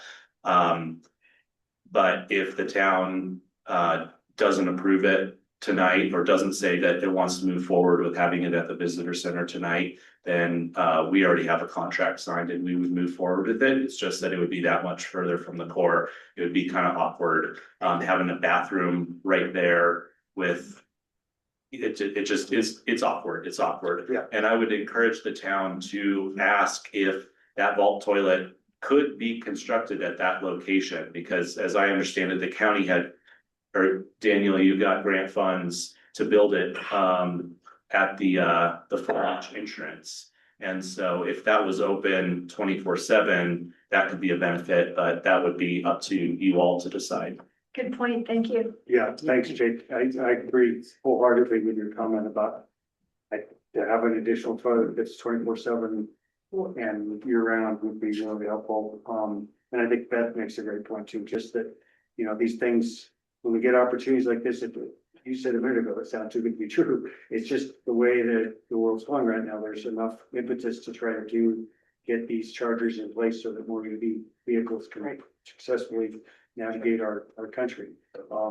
We should take these opportunities when they come up and just know that it's one piece of the puzzle, because that's it. The other piece about encouraging, maybe looking at getting the pitch out, in addition to our visitor center, is if we've got our way. We would love to see SMART maybe align their stop with other transit, right? If we can start to bring our transit options together, I know we've had some concerns about what is parking and what is turnaround, but anybody's ever used public transit, if they intersect at the same spot rather than trucking places, that really encourages use. So we can do anything or leverage opportunities to start bringing those pieces together. I think that's really important. A reminder too, that a few years ago, we put forth a lot of energy into developing that recreational area, that park spot at Heritage Park. And so this could fit in nicely with that. Yeah. You know, there are plans, we've shelved them for a bit, but have set forth the intention of doing something a bit forward thinking with that spot, so. Right. So Mayor, if I may real quick. Yeah, President, go ahead. Two things, and I'm glad Kevin brought that up. There is a full-blown master plan for Heritage Park. So I agree, you know, personally, I agree with everything that was just said. A vault toilet could do wonders and be a really good amenity there. But, you know, trade-off opportunity cost, given that there was a lot that went into that master plan, right? And so just wanted to offer that. I think at this point, I understand what Commissioner Neese was saying, but there's no action here tonight. I think all we're looking for is some direction on whether or not you all like this concept and want staff to negotiate some sort of license agreement that will need to come back before you all, and we can work through the logistics of a vault toilet, stuff like that. I think it's a great idea. I also want to throw out that the master plan includes a 2-stall accessible restroom and electric vehicle charging. So is it maybe in a slightly different location? Yes, but actually we are getting a thing that was in the Heritage Park master plan paid for. So I think that's a win. Yeah. Any comments from the audience? Questions? Yeah, come on up.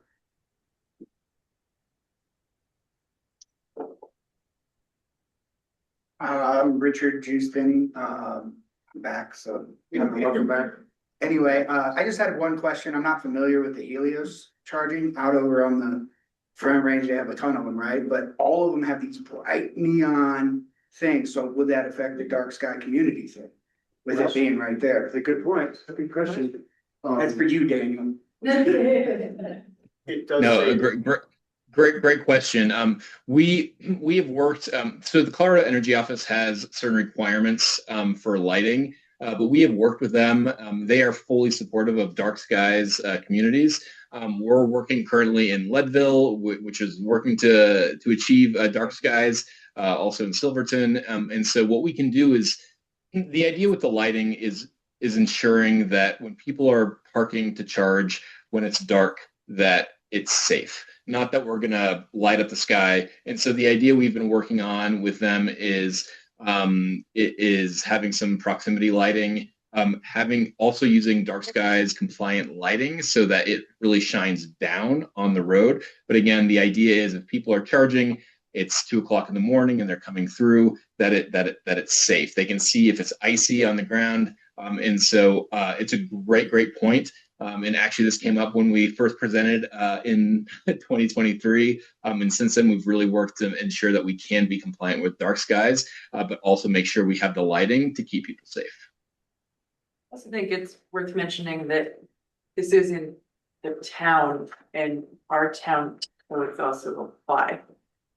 Yeah. So there's that too. Yeah.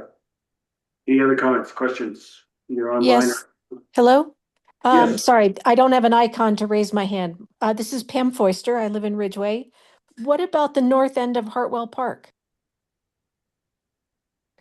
You know, Pam, I actually thought about that a little bit, and when I mentioned there being multiple pieces to the puzzle, I think about when we see Hartwell Park at its busiest, we want to encourage electric vehicle adoption, but I'm not sure if we're at the place where dedicating a couple of these at the north end of Hartwell makes sense for all the time, you know, when we're at our busiest, but I agree, I think in the long term, that would be an absolutely fabulous location.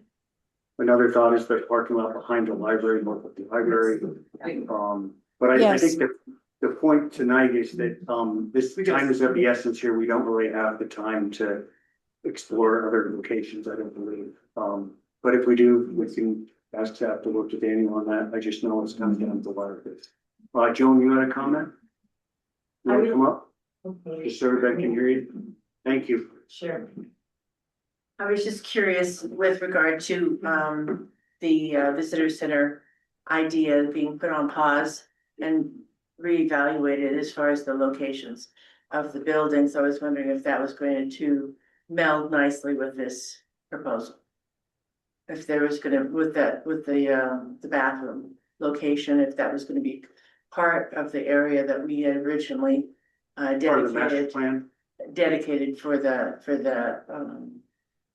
new visitor center. Well, I think what Preston, thanks, Joe. I think what Preston referred to is that he and staff would work with Daniel about on locations, make sure that it works within the existing master plan and it doesn't curtail any future development down there. I think that could be done. Anyone else? Okay, so I'm guessing, I think I'm hearing that there's unanimous thumbs up and that we'd like you to go ahead and work with Daniel on. Yeah, this is great. Thank you. Thanks, Jay. Thanks, Daniel. Fantastic. Thank you so much. I really appreciate your time this evening and look forward to working together. Okay, Jake's got one more comment. Hi, Jake Neese, County Commissioner again. Just want to be really clear because this is something that I've got to take back to the Board of County Commissioners. Is the town saying that you want to move forward with that location because the process will be, I'll need to take this back to the BOCC and we'll need to make some kind of motion that's conditional on town action. Because we have a contract, we can release them from the contract, but want to make sure that that you move forward, because if you don't move forward, then we want to do it. Okay. We've already committed to that. We're telling staff and Preston's basically making it clear that there are enough details that need to be worked out that we can't actually vote to approve. We don't have a contract in front of us, so he has to, we're directing him to create that contract and move forward. Yeah, we want to do it. Yes, Jake. Thanks for the clarity. And Preston, I'll make sure that you get the contracts that we put together and so you don't have to reinvent the wheel necessarily. Great. Can I Thanks, ask a Jake. question? Thanks, Daniel. Somebody else have a question? Oh, Yeah, this is Antonio. Antonio. Yeah, sorry. Daniel, it's June that you have to implement this all by, correct? That is our goal, to try to get everything in by June. Obviously, there is going to be additional work with the SMPA. There's a lot of work to get done. So our goal would be ideally over the coming days that could coordinate with Preston. I make sure that we have the site host agreement, and then that at the next meeting we could move forward with approving the agreement. And if so, then we should be able to get this installed by June. At the very end of June, understanding that SMPA still may need additional time for sourcing, installing transformers, that may take additional time, but that is 100% the goal. Antonio, you are correct. Yeah, Daniel, I'll schedule this conversation with the BOCC for April 28th. Our next meeting is actually the 14th, but that schedule is already booked and gone out. So I'll make sure Understood. that we have that discussion this month so that Ridgway can move on, if they're going to be the ones picking it up. Thanks all. Perfect. Great. Thanks, everybody. Appreciate it. Yeah. Thank you so much. All right, that takes us to item number 13, first reading of ordinance number 02-2026, amending chapter 15 of the Ridgway Municipal Code concerning vehicle idling restrictions. Question. Thank you, Mayor. So we're back as directed. Same as that one was? No, not really. Same as it ever was, exactly. So you all are asked to consider the attached ordinance that, as written, would designate the entirety of the historic business zoning district as a, I'm using air quotes, idle-free zone, and add provisions to the municipal code to regulate vehicle idling in that zone. The whole background of this initiative is in a memo or the staff report before you. You had a chance to at least look through that. I know most of you are privy to it already. But it was at the January 14th meeting of you all, the town council, that this conversation was ultimately tabled. And staff got direction to research the concept of idle-free zones as an alternative to restrictions that would apply to all areas within the incorporated limits of town. So staff worked with Bo, our town attorney, who he can raise his hand because he plugged the idea of idle-free zones from Bo. Bo helped craft this current version of the ordinance before you.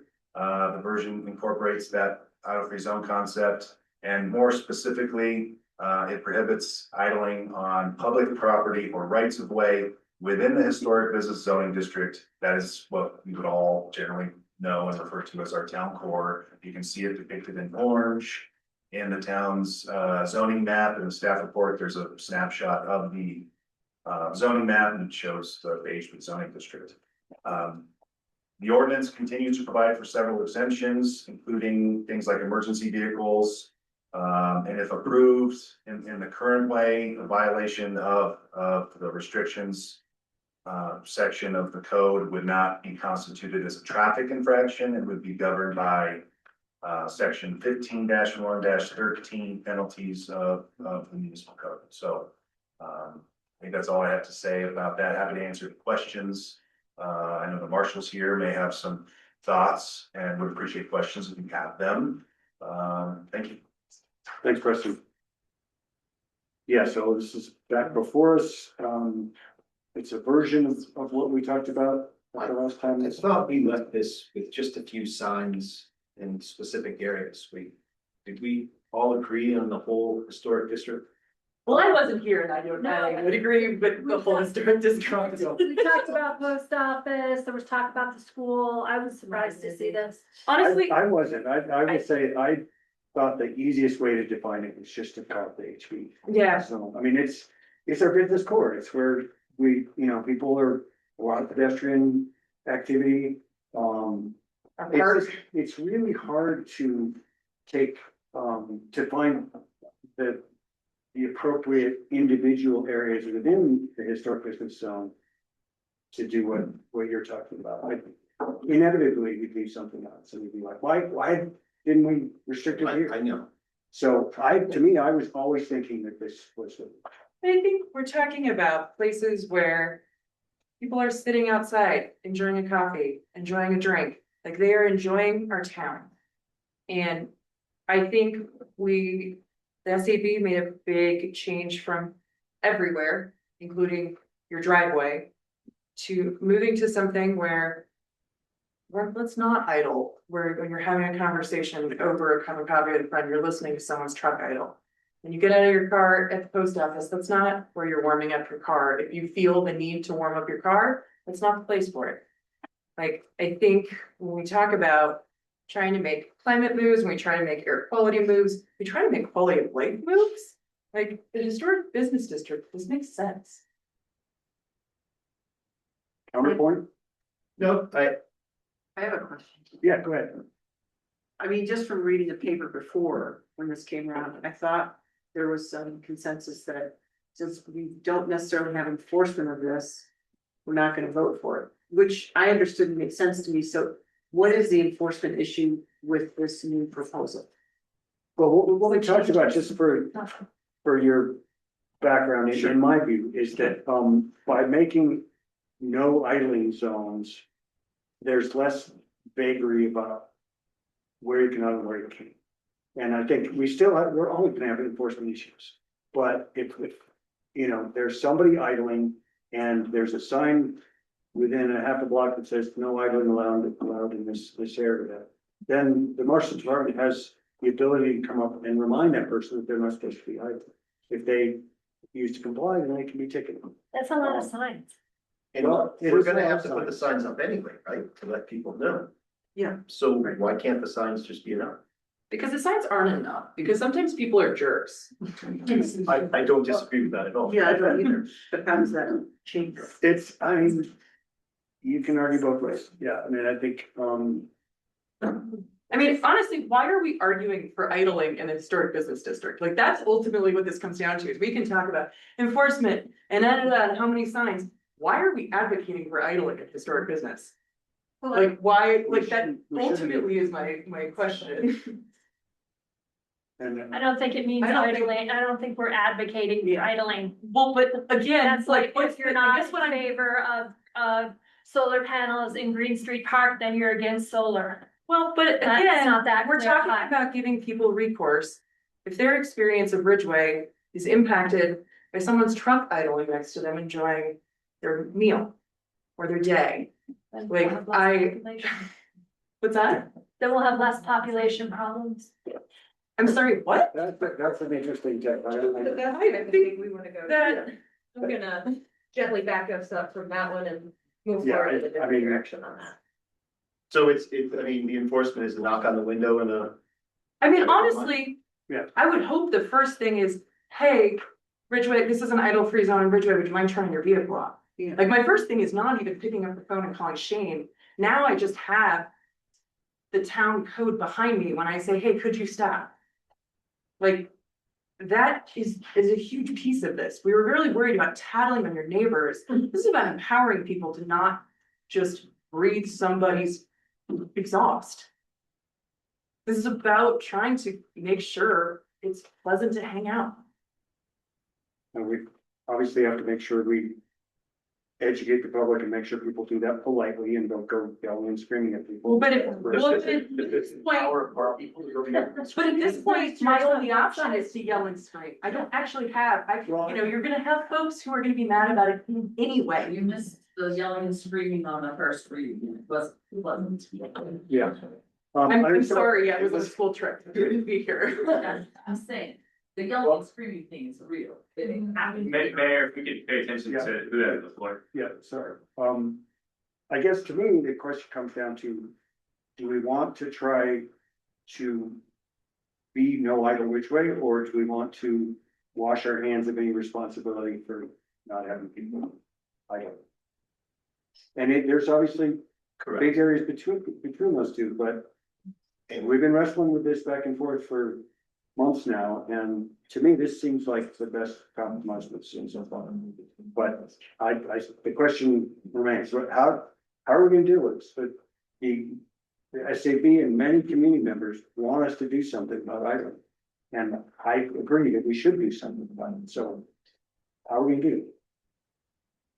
the biggest takeaway from that conversation we had before on my part was, do we pass ordinances that we can't enforce, that really don't carry weight? And that was what that whole discussion was about. So we not, obviously no one wants an idling truck in front of their house. And so. I agree. Here's my take on that. Yeah. After that discussion, which was quite heated, we came around from Bo's suggestion, which I thought was amazing, was that we just deal with it from a zoning perspective and say, in this area, we don't allow idling. And I think what came back around to us tonight is that in today's world, when you have to deal with the law and regulations, we couldn't just say no idling in in the core, we had to have definitions, we had to have the time. I mean, that's my interpretation, is that we had to put some things in here that make it easier to actually enforce. It's still not gonna be easy, but I think we've been presented with something which is the best compromise we've seen today. It's not perfect, but it gives us an approach that we can test and see how it works, and if it doesn't work, we go back to the drawing. Yeah, if we end up with an article, Change anything. we get an article in the paper 2 years from now that's like Ridgway has become completely disharmonious because of idling, which I really don't think is gonna be the case. Well, and if it does, Kevin, then it does, but like, well, you kind of are, you're just saying it politely. Let's all remain polite, let's, We're gonna have public comment. Yeah. Concern is, we're still. and I do think that this is a fabulous idea. My only concern is with the exceptions.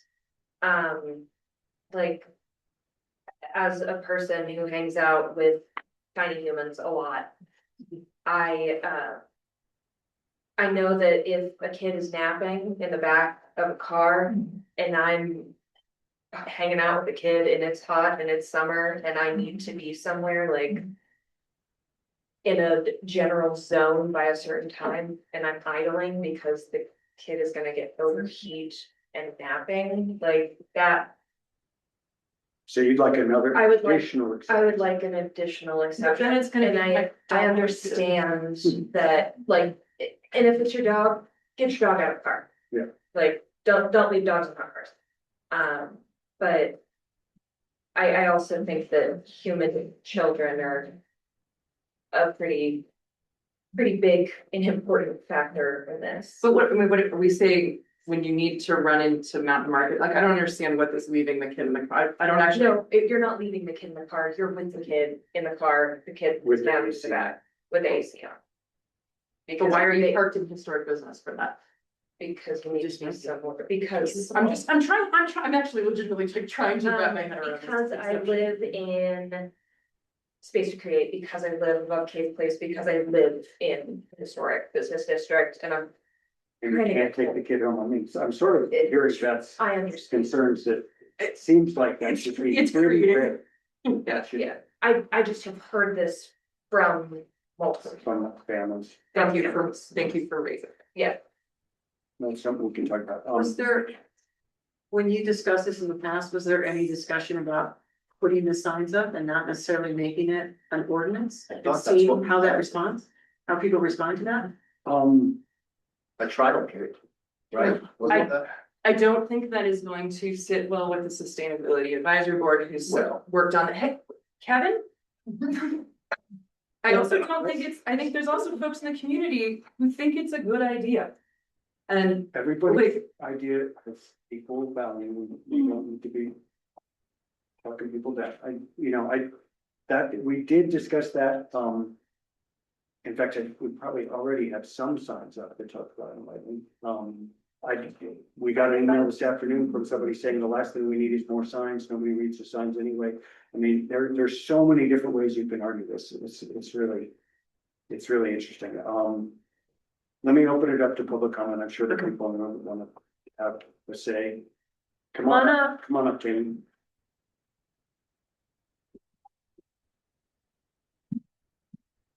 And we're sticking with this. Tammy Tuttle, Trigger Cafe, 29 years, been in the community. So I'm concerned, and I'm here for the next one, which involves sustainability, but I'm listening to all of this. What this feels like to me is we're becoming the town of no's. We just want to set up no for a variety of things. And I know people break rules, believe me, I have employees, I have customers, I get it, but we're just trying, it feels like it's the town of no's. I feel like it's that old commercial of you can't do this, you can't do that, or you're gonna get a ticket. I personally had 2 of my customers assaulted by a neighbor who had their vehicles idling. One for a mature person in the vehicle and one for a dog. And I understand your perspective, but I look at, and I see it happen all the time. Families come in to the community, they run to the mountain market, they do have children or mature people that can't get out of the car easily. They're leaving the car idle in 89, 95, 100-degree temps. They're sending somebody else into the bank or into the grocery, but they're not supposed to idle. There has to be some give and take. Let's give a chance to people to be educated and be good before we start just slapping everybody with no's and then potential, things for the, I think that Shane has more important things to do than give people tickets for idling. I think education isn't the best, and there's always gonna be people to break the rules. Always, that's just humanity. Find a perfect society or find a utopian world. And I know the sustainability has created the opportunity to do better things for our community, but just because they suggest it doesn't mean we have to adopt it. Thank you.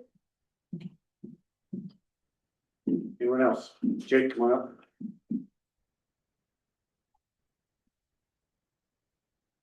Again, Jake Neese, speaking as a Ridgway resident now. On the enforcement piece, this was the point I made when it was discussed previously. There are a lot of rules and ordinances that don't have a strong enforcement mechanism. And the one I cited before and that I want to cite again is dark sky. I walk around the town and I see a bunch of violations of dark sky, but by and large, the community has embraced the dark sky ordinance. We care about dark sky, and most people do it because they're asked to do it and we see the value in it. And I think the no idling ordinance would be substantially similar in that we're asking people to do it. Yeah, people will break the rules, but when there's a really egregious case, it actually happens all the time at Cimarron Coffee with like a loud diesel that's really stinky that smokes up that whole outside seating area. When that's sitting there for 10 minutes, for 15 minutes, and it happens, it would be those kinds of cases where you might go inside and say, hey, whose truck is idling? We've got a no idling ordinance. Would you please turn it off?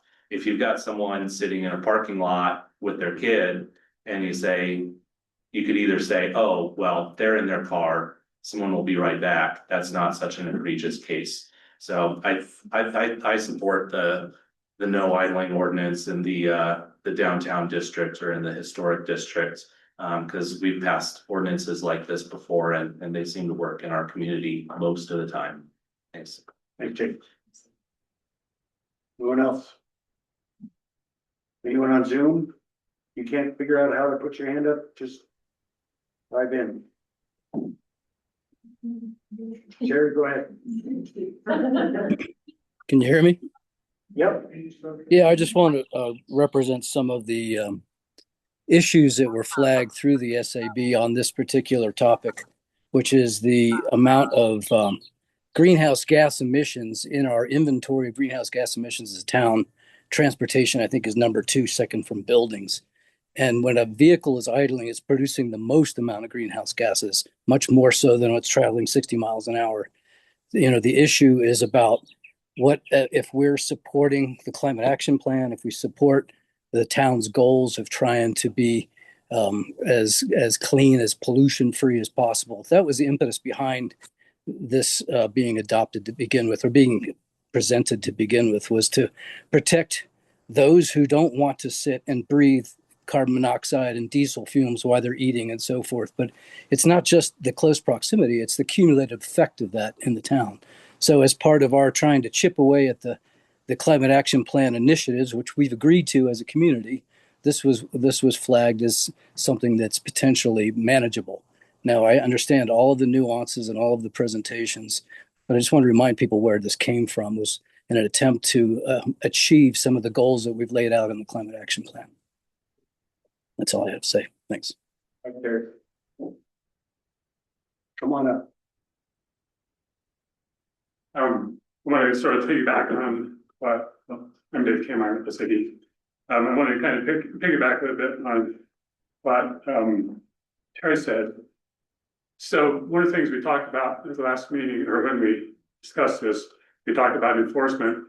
We also talked about education and how, you know, we have to sort of help people understand that maybe night idling isn't a good idea in a lot of cases. And one of the things we put together is a fact sheet that kind of goes through, you know, why you don't need to idle and what are the environmental costs, what are the public health costs, will it or won't it harm your vehicle, things like that. And so we have a fact sheet that we're ready to deploy to start this education campaign.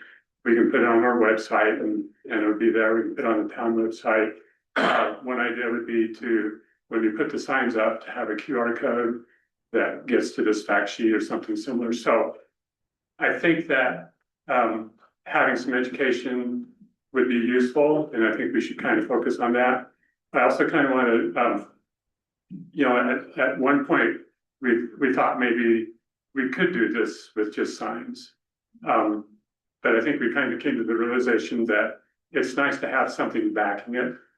But in reality, if you don't have anything up, nobody's going to know that we don't want idling. So we do have to have some signs up. I think having something on that sign that leads to some education might be a useful thing.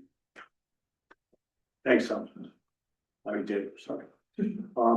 Anyone else? Robin's gonna be. Oh, go ahead, Robin. Hi, everybody. I just want to express my support for this ordinance. I'm a fan of education, and I have been carrying around those little cards that were printed years ago. I don't know if they're even still in existence. And as the world has gotten a little less friendly, I'm hesitant to go up to people to educate them. So I love the idea of the gentleman prior to me saying that if we could simultaneously notify the public but also educate them at the same time, we might be able to advance our efforts that much more.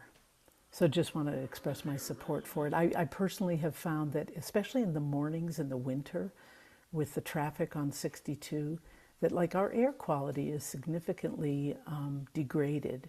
And so anything we can do in those small ways to help our air quality is a plus. And this seems like a pretty easy thing. And again, I'm not a big like hard enforcement. I know Shane has lots to do and his deputies do as well. But I think notifying people, educating people, and having it as a standard is a step in the right direction. Thank you. Thanks, Robert.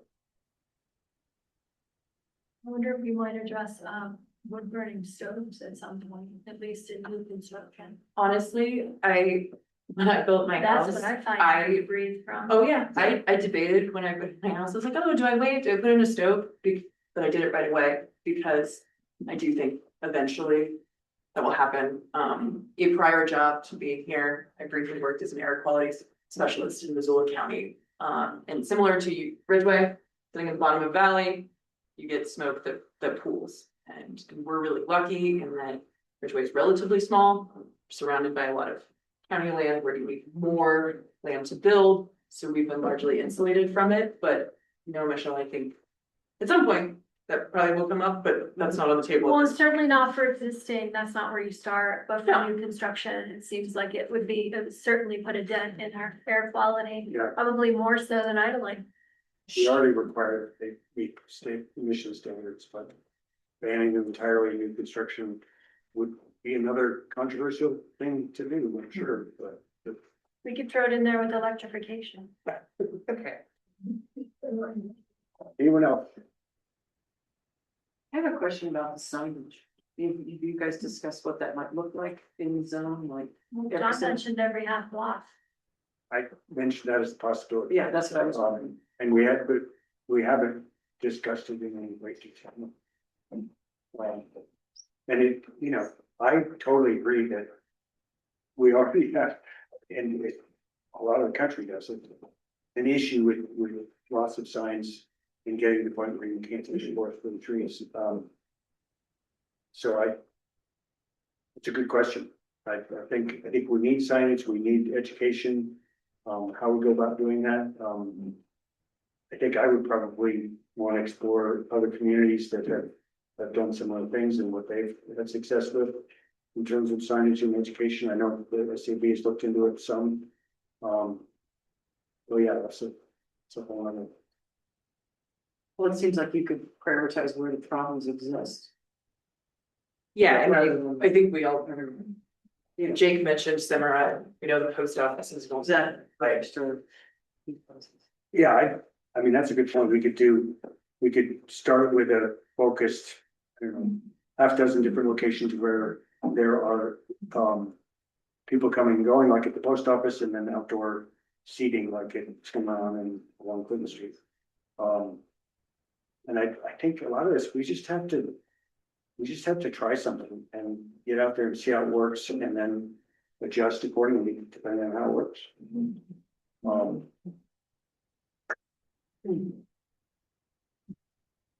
So what's the consensus?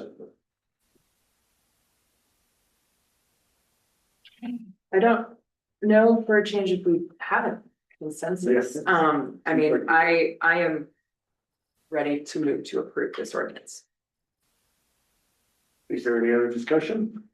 Go ahead and make the motion. I move to approve ordinance number 02-2026 on first reading. Is there a second? Introduce, sorry, it says Yeah. second. This is the first reading. So introduce, yep. For a second? Holly did. Oh, sorry. So a motion has been made and seconded by Daphne Pollard. All in favor? Aye. Opposed? Aye. Or wait, no. We will revisit this. Yeah. We will. This is first reading.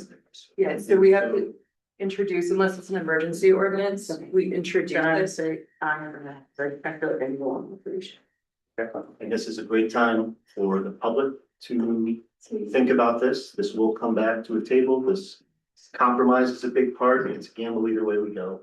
So I don't know that either way is exactly a win. So when we revisit this, maybe we all have a lot of input and something to say. And so.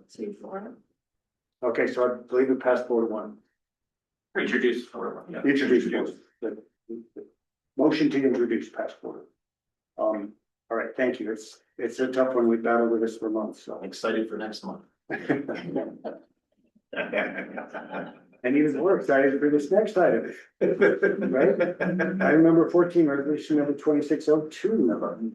This is resolution number, this is not an ordinance, resolution number 2602, establishing a zero waste events policy. President. Yeah, thank you, Mayor. So the main event. So to start, I'm gonna try not to be long-winded, but I want to give a lot of background here. I think a lot of you are aware that this is a draft policy. And it's obviously generated quite a bit of conversation in recent days, and that was our intent, to set it far and wide and make sure that event producers and vendors were aware of what would be coming before the town council. So again, just want to give some background. The Sustainability Advisory Board, for anyone who doesn't know, they're an SAB, that referring to the SAB quite a bit this evening. SAB was tasked with developing this policy by way of a specific goal in the town's annual strategic plan. So the 2026 strategic plan, which is also a work plan for staff here. And I appreciate the time they've taken, the SAB, including Lee, Executive Assistant PIO at the staff level, to develop this draft. That's what it is, the draft. It was intended as a starting point, and we certainly recognize the additional lengths that event producers, vendors, whatever the adjectives are to describe the folks who put on some really cool events for our community and any community, that we need to go to adhere to this policy as drafted. The requirements for types of utensils and products that vendors can use is one thing, but candidly, the requirements for waste containers and monitors and hauling oversight is another, and the town can speak to that, and volunteers that help the town with the Ridgway Concert Series and some other events that have had that going on. Again, that's a totally other thing, and you recognize that. So the SAB aimed to put something before you all that they thought would hit the mark based on what they've collectively heard from council in the past. If it didn't hit the mark, it didn't hit the mark. And the SAB recognizes the importance of collaboration, and the town council has the ultimate say. And that's part of the reason why it was sent out far and wide, to make sure that folks understood what was being proposed and to participate in the conversation. And clearly we hit that mark. There's going to be a lot of conversation tonight, which is great. Similar policies in cities and towns across the state, like Boulder, Erie, Avon, Mountain Village, were checked out, evaluated as part of this process to draft this policy. And I know some questions have come up about what types of events would trigger this policy. It would apply to any event. The intent was for it to apply to any event that requires the submittal and approval of a special event permit application and would also include vendors as part of the event. So I hope that helps clarify. The resolution could probably be a little more clear about that, but that was the intent. It's also worth noting that this is a policy and not a law or, regulation, same kind of, verb there, not a verb, but word. It's not proposed to be codified in the municipal code, and it won't carry any penalties if anyone is found to be out of compliance. No fines, no jail time. It'll need to revolve around consistent education and reinforcement of the requirements. Similar to what we were just talking about with item. So a record of non-compliance or issues can reflect negatively on future applications for the same event being held on town property or different events by the same event organizer, just thinking out loud here, or requests for certain vendors not to be invited to participate in future events, right? So with that, I'd be happy to answer any questions. I'll note that David Kiemeyer, I know Sheridan Ribbing from the SAB are here, and Terry Schuyler's on the Zoom. They may be interested in speaking on behalf of the SAB. And sorry to be long-winded, just wanted to, I use it too much, but paint a picture for everybody on how we got from A to B. Thanks, Preston. And I would add, I detected a lot of, how should I put it? Some kind of heated feedback from the public on this. And I think what Preston was trying to address to some extent is that this wasn't put forth in any way to like say, this is what we're doing. If you don't like it, the hell with it. No, this is a starting point. So I'd like to just remind everybody to be polite, respectful. We're not trying to ram anything down anybody's throat. I think most of us would agree that it's a good idea to have some form of zero waste policy for our events so that we can deal with the impacts of plastics and things like that in our environment that we really don't want. So just having said that, we'll have a discussion up here first and then I'll open it up for public comment. Yeah, I want to throw it out. I was a huge advocate for putting a zero waste policy in the strategic plan. The SAB took their spin on it. I mean, as is their job to bring back an initial draft. I think a lot of us want to see town move to lower waste. We talked about greenhouse gases, actually it was referenced in Angie's proposal. I pulled out of there that municipal solid waste represents actually 2.1% of our regional greenhouse gases. I actually wish I could find it, and I wish I would have made a note. Somebody in of all the emails that I got, had one person who was like, let's look at a phased approach. Let's look at what we can do. And I really want to compliment that person, because I felt like I read a lot of emails that were like, no, don't. And I really want to make sure we're opening a conversation to partner with folks, and for towns implement. Will we be doing this at town events? Absolutely. I'm much less likely to leave tonight letting town off the hook than I am to postponing things for other events in the park. So I think what I'm really interested in are which specific pieces are, if you've got things to say, which specific pieces are the biggest barrier for implementation? Which ones might be a stretch, but might be the easiest?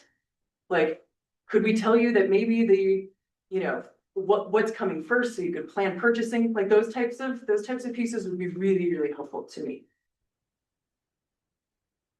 Well said. Anybody else have comments up here?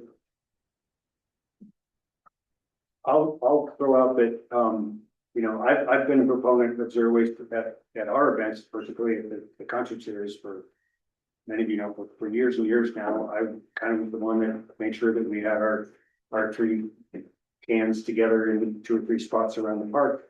Rock has been really helpful. Ridgway Community Council has been providing volunteers to help people put things in the right containers, and it still gets things get contaminated. It's a battle, and anyone from Eco Action Partners can share the struggles they deal with and how they deal with the big events in Telluride. And they've been really successful. Of course, they've got the value of scale and being able to give people tickets to the concerts in return for volunteering, and they do an amazing job. I'd like to see us get close to that.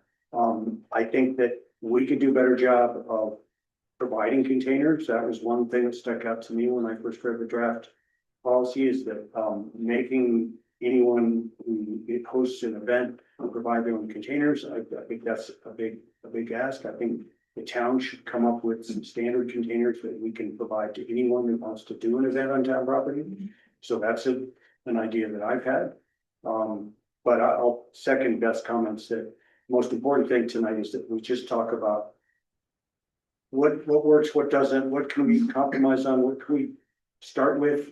I mean, to me, the most important thing that I think we stressed and talked with staff was that, particularly for events like the concert series, that all the vendors are using either compostable or recyclable products. And if we can make it all be compostable like they do at the Plant Bluegrass events, it'd be awesome. Have you ever been to a Rocky Grass or a Planet Bluegrass event in Lyons?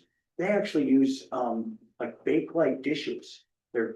They wash the dishes. That every vendor there serves you your meal on a plate that you return and somebody washes and they reuse. It's incredible. And the utensils are all reusable, I think. Anyway, there's levels of things that we can accomplish. Let's start where we can make it a meaningful dent and go from there. So if nobody else has any comments up here. My Go ahead. main concern is item number 1 in a brief Google search on the biodegradability of these products shows that we don't have the facilities in Colorado to compost these products. But we do. There's one outside of Delta that's been taking our stuff to for years. And you're There's a sure that commercial. they can compost this kind of stuff with Yeah. high heat Yeah. and all that? I took one of the first years we used compostable cups. I actually collected them, put them in my workshop, my studio over the course of July, and then took my van and drove them all the way to Delta. And the guy was so proud that somebody had brought in a mule that had died, and within a week he was gone. That's how high it gets. So, and he was so proud of how effective their composting was. That was the example he gave. Of course, you could smell it about 3 miles away, but it is and continues to be a fully certified commercial composting facility that can deal with all of these kinds of things.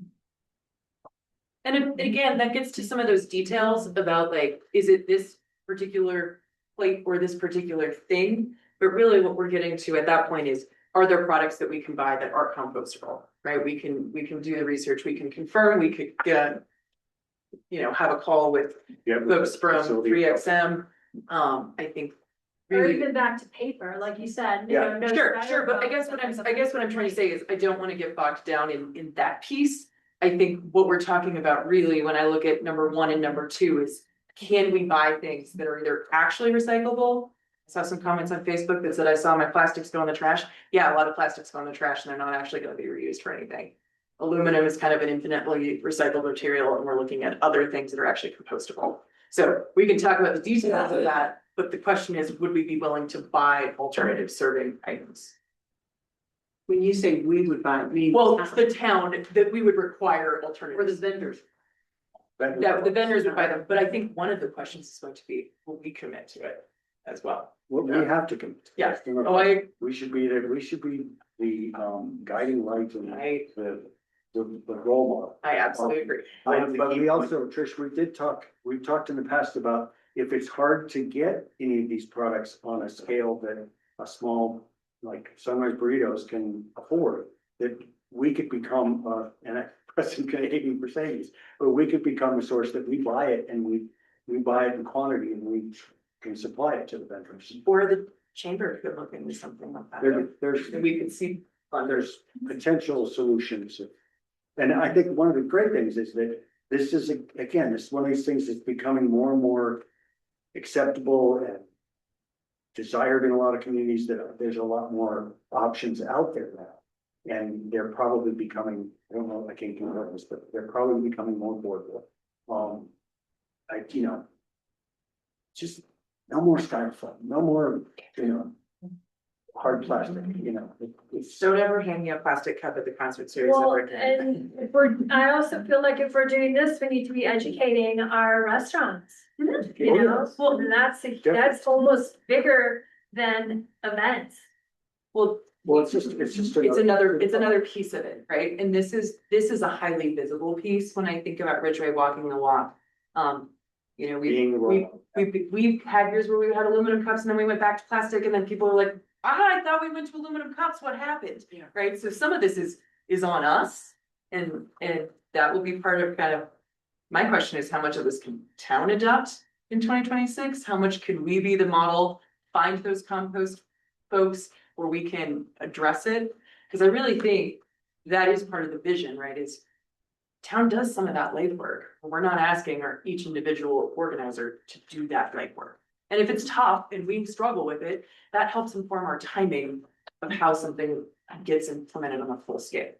So I want to give, I know there have been people here all night wanting to comment on this, so let me start with Amy in the front row and then I go to everybody. You can tilt that, there you go. Thank you, Mayor Clark, Mayor Pro Tem Lincoln, and the council members and new and old. My name is Amy Kehoe. Can you guys hear me okay?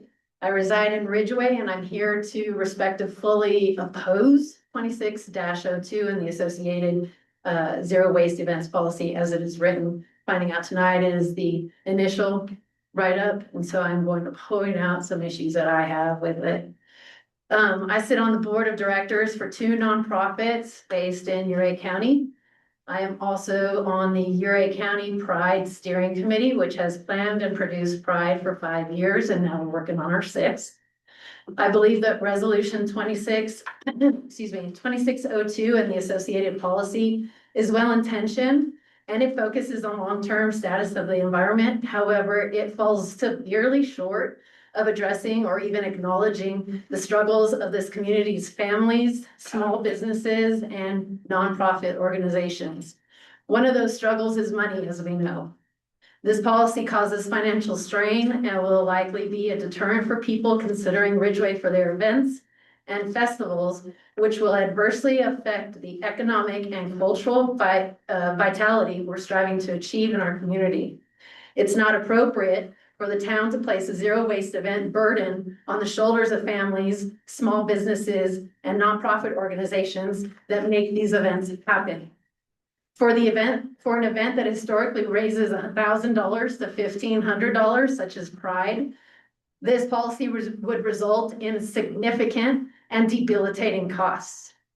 In addition to the financial struggles, it also causes recruitment burdens. For example, when planning an event or festival, recruiting volunteers is probably one of the hardest things to do next to fundraising.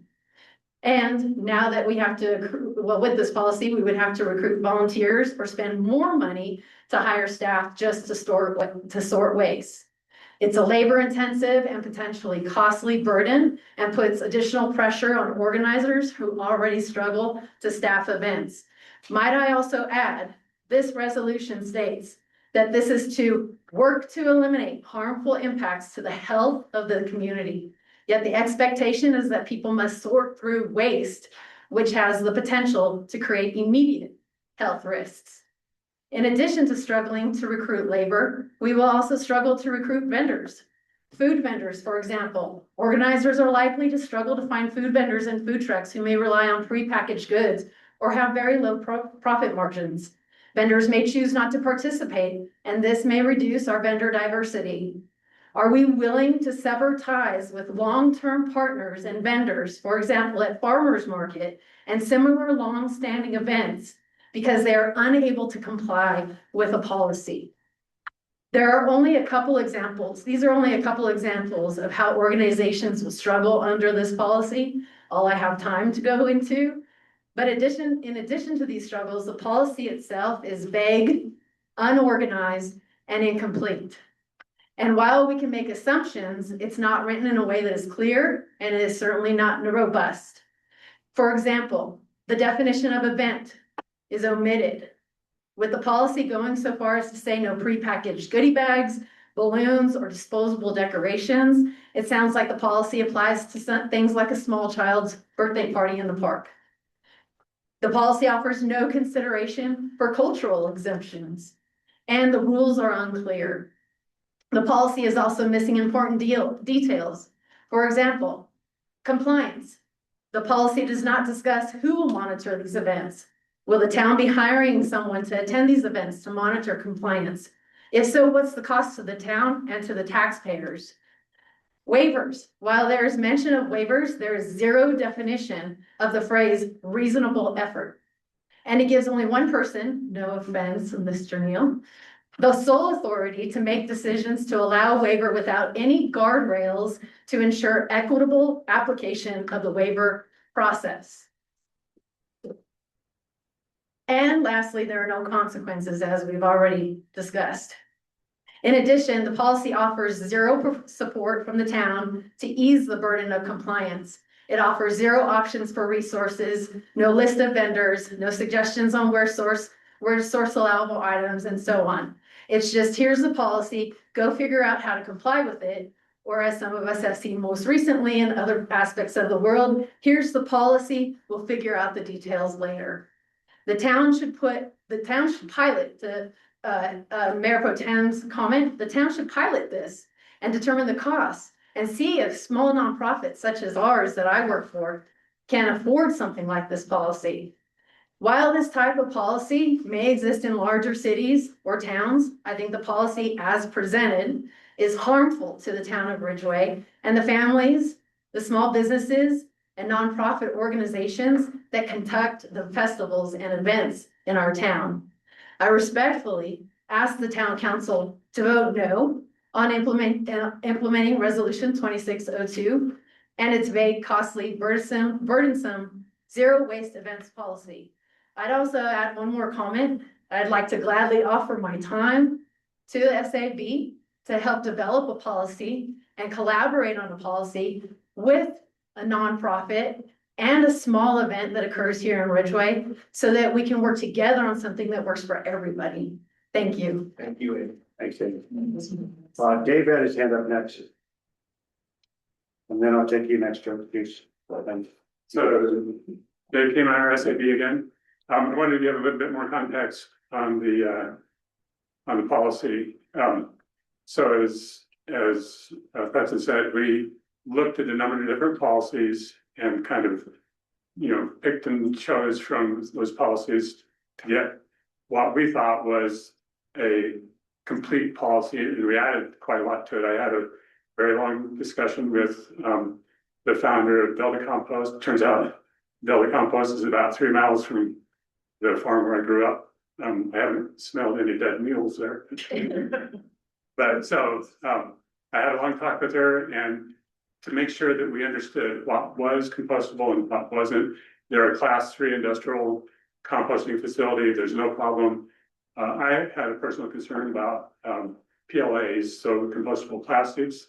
I was afraid maybe those wouldn't compost well. It turns out those compost a lot better than a stirring stick. They go really fast. So compostable plastics, PLAs, those are good. And so we want to make sure that we provide as many options in our policy as possible. I believe that if we want to get to a zero waste event situation in this town, that the key points are in that policy. Basically, we're trying to keep plastics out of the waste stream. If we can keep compostables in the waste stream, sorting, figuring out what goes where, that becomes a lot easier if we can just eliminate plastics. And so that was one of the key points of the policy, is to make sure that we don't have plastics in there. So to repeat, I believe that that's a good policy. There's, some rewording. Look forward to working with people to clarify a little bit. What we didn't attempt to do was go into a lot of detail about implementation. However, we do plan to put together a guide for vendors and event organizers with suggestions about what they can do, where they can go to source compostables. I believe we have to have a conversation with the town and staff to figure out what we can provide and what we can't. I agree that makes a lot of sense for the town to provide the waste stations and set those up. And not put that on there's just a lot of ideas. We've talked about this. There's a lot of ideas. Implementation is where we will start, applying those ideas. I feel there's no rush here. Towns have been putting these policies in place and taking years to work out the details. And I think that's fine. I'm in no rush to make this be the law of the land and, comply or don't comply, starting this year. I think we have time. I think we have a lot of flexibility. We should show a lot of flexibility and work with the event organizers. I don't want to chase anybody out of town that wants to hold an event here. I want to work with them and have the town work with them to make sure that we are producing as an ecologically friendly event as we can. So, Thanks, Dave. Well said. Juice. Gotta wear glasses. Join the club. You can't see now. All right, so I'm Richard Penny. So, reading the policy, the heart's in the right place, and it does need to happen at some point, and there are ways that we can make it happen. You referenced going to like Boulder and all these other places. Again, if I'm a food truck, I do 1,000 in sales for music in the park versus 10,000 in a bigger city, right? So I'm more willing to take that loss, right? So that's neither here nor there. Now, so I'm just gonna go through the items that I saw, and I have solutions too, so it's not just that. So number 5, I'm gonna skip to 5 because I know other people have other stuff. Like the individual chip bag thing, that's gotta go. Because if you have a big bowl, chips, right, you're trying to sell them, the only other way to get those out without a glove is tongs. You ever try to grab a chip with the tong? So 4 gloves creates more waste than 1 bag. Because if I'm working over here on this, somebody wants chips, these gloves come off, I go over here, I put these gloves on, chips, that's 4 gloves. Then not to mention the other glove I gotta put on. So I think that's a little excessive there. The individual bags of chips, they're cheap, they're inexpensive, doesn't create a whole lot of waste as opposed to the gloves that would work. So that one, I really don't have a full solution for, but again, I'm with Amy, I'm willing, I have 30 years experience in restaurants. I'm willing to work with it because I want to see something happen, but it just feels like it's a lot. So number 6, vendors, I do not think should be, like you said, should not be responsible for receptacles. Here's the thing. I may go buy a taco at the taco shop, right? I'm walking around, it's music in the park. Now I'm near this person's receptacle. So that person got the sale. Now this vendor has to deal with the trash, right? So I think the town would have to probably provide those things. Just because that's a lot to ask for a vendor. And you can get something that you could reuse, it doesn't have to be something that we throw away at the end of the event. It's not going to go in storage or whatever. Vendors should not have to pay somebody $25 an hour. And that's what's going to cost for somebody to stand by a trash can and be like, nope, this goes here, this goes here, this goes here. Again, that could be something that we could try to get volunteers with the town. Like the town could be like, hey, we need 4 trash guards, and people that really like this policy should be willing to make that sacrifice. If they want this policy in place, then put in your time too. If you want to volunteer around the trash can, great, perfect, So haulers, like us hauling it out, that is a non-starter. That needs to go away immediately. I mean, you trying 3 or 4 different vendors having dump trucks come and pick up your trash and then wait for it. And then after a long day, you got to wait for this guy to pick up the trash and then put it there. Like, I don't know, maybe the town, I don't know what your assets are, but do you have a dump truck that we can just all put it in there and make one run to Delta? Then you don't have to worry about the vendors doing it because honestly, some vendors won't. They'll take that trash right to that landfill and then we're back at nothing. So I think it really needs to be handled by somebody else because I'm going to tell you what, after an 18-hour day and I got to drive to Delta or get somebody, I ain't doing it. I'm going to tell you straight up, I'm driving right to that dump and throwing it in there because I'm just not. And that's honest. So, and most vendors are the same way. Number 11, outside food or drinks. Is that going to be allowed? Because what's stopping somebody from walking over to True Grit Cafe or not Markup or Market? Sorry, I said it so many times. I just can't stop. Anyway, paid $1.79 for familiar. Anyway, so you walk over there, you get a plastic container that we're trying to avoid, and you walk right into the park because you don't want to pay $8 for a taco, because that's what the vendor's gonna have to do to make their margins. So some other solutions I have, maybe lower the fee for the permit for the vendor, you know, so because that can kind of offset kind of their costs that they're gonna have, because they're 3 times more expensive, these things, than the plastic. You know, I don't even, styrofoam, that's so old school, we're not even, I don't know who uses that, but, There, really? You use it still? there's still people. Okay, the other thing, and you got an email about it, which one of my suggestions would be like, maybe do one thing a year, maybe not all at once, kind of step it over, like, hey, this year we're gonna start with the containers, because that's the most waste, you know, the big containers, and then move slowly along. Most people do already have the crappy straws, the ones that fall apart. Most people have those already, in the napkins. Most people have that. It's the container that really is gonna be the monster expense. Place signage. Interrupt for a second. Yeah, The red checkerboard paper. yeah, they're wax coated. They're still compostable. Are they? I'm not sure if they are, but I think, yeah, They're not? I'm not sure. Yeah, but either way, but some things can't go in there, right? Like, I'm not giving you spaghetti in that, you know? I mean, I could, if you wouldn't like it. Well, anyway. Yeah, it might actually work. Maybe it's better. Anyway, moving on, we're running long. Maybe the town could place signage like around the event saying, hey, we're zero, whatever policy.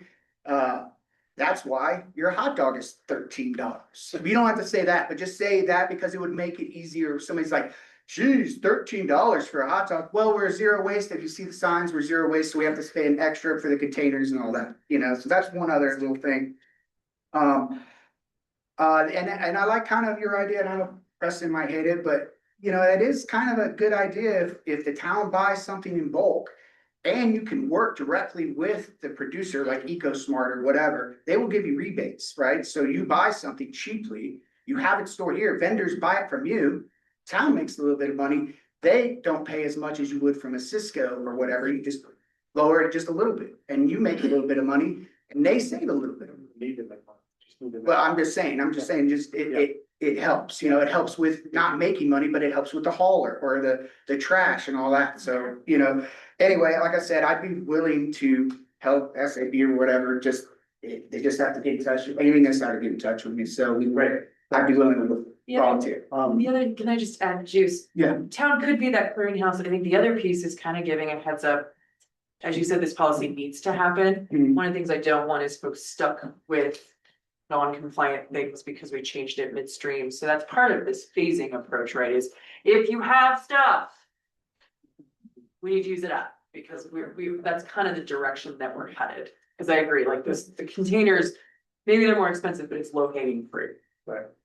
All right, I'm gonna take Sue and then Sherry, or Mary, okay. Sue's, I'm gonna keep it short, because I'm not gonna say all the same things Thanks, that Mary. other people have said and are going to say. I would like to say that, as you know, Weehawken, the Sherpino, we do quite a lot of things here in town. Other organizations do the same thing, as Amy mentioned. I don't think there's anyone in this room that opposes long-term solutions that are well thought out. Ultimately, this issue should speak to the town's pocketbook, which affects all of us long-term in other ways, such as infrastructure. Instead, I think this is an excellent opportunity for the town and the Sustainability Committee to research and formulate meaningful daily use recycling efforts and composting programs that are accessible to everyone. For example, businesses who have landlords who refuse to pay for recycling, that happens here. For businesses and residents who can't afford recycling, that happens here. For people who just plain don't know how to reduce, reuse, and recycle. I've been doing it since 1981, but people don't all do it here. I see it when the giant cans are heaping on trash day. This opportunity opens doors for public education, conversation that can lead to even more achievable sustainability measures down the road. Long-term, a true composting program that doesn't have contaminants like meat and dairy and microplastics from recyclable or compostable items that could benefit our environment and our residents in many ways. An accessible recycling program could benefit all of our residents and reduce individual daily garbage production daily, and the average American creates 4.5 pounds of garbage per day. I'm proud to say that I do not. I measure my garbage every 2 weeks. I only get every 2-week pickup, and my recycling is huge. My garbage production is low. I urge the council and the town to consider opportunities like this first, and not to accept on face value an immediate zero waste policy that essentially is not achievable in the short term. And now I understand that this was just a first stab. That's fine. It didn't come across that way to me and a lot of please urge the sustainability committee, I urge them to create solutions that have reasonable costs associated. Thank you. Thanks, Mary. Preston, this seems like a good time. Hopefully pay for recycling is gonna become a little bit easier as the producer responsibility. Will that impact businesses as well as residences? Just residential. Okay. Can I say a really quick thing? That is right alongside what Mary just said. Just a general fun fact, if your recycling is in a plastic bag, it's not gonna get recycled, it's trash. So if you are putting your recycling on the curb in a plastic bag in your recycling bin, it's not going there. Fun facts, retro Tony. I think it's really important to do ongoing education. I saw a business on Clinton Street with their recycle container full of those cartons. Those plastic cap cartons, which are not recyclable. It was completely full. And so people continuously, I was like, how do you not know that? I went inside and told them and explained it, and they were like, yeah, we just work here, we don't really care. I mean, that's not what they said, but that's what happens, and people don't know. Let's let Sheridan. Thanks, Sheridan Ribbing, Ridgway resident. Hello, I just wanted to make a really short comment and also say congratulations to the town council members that won and the mayor. And thanks for running. Thank you. Yeah. Thank you.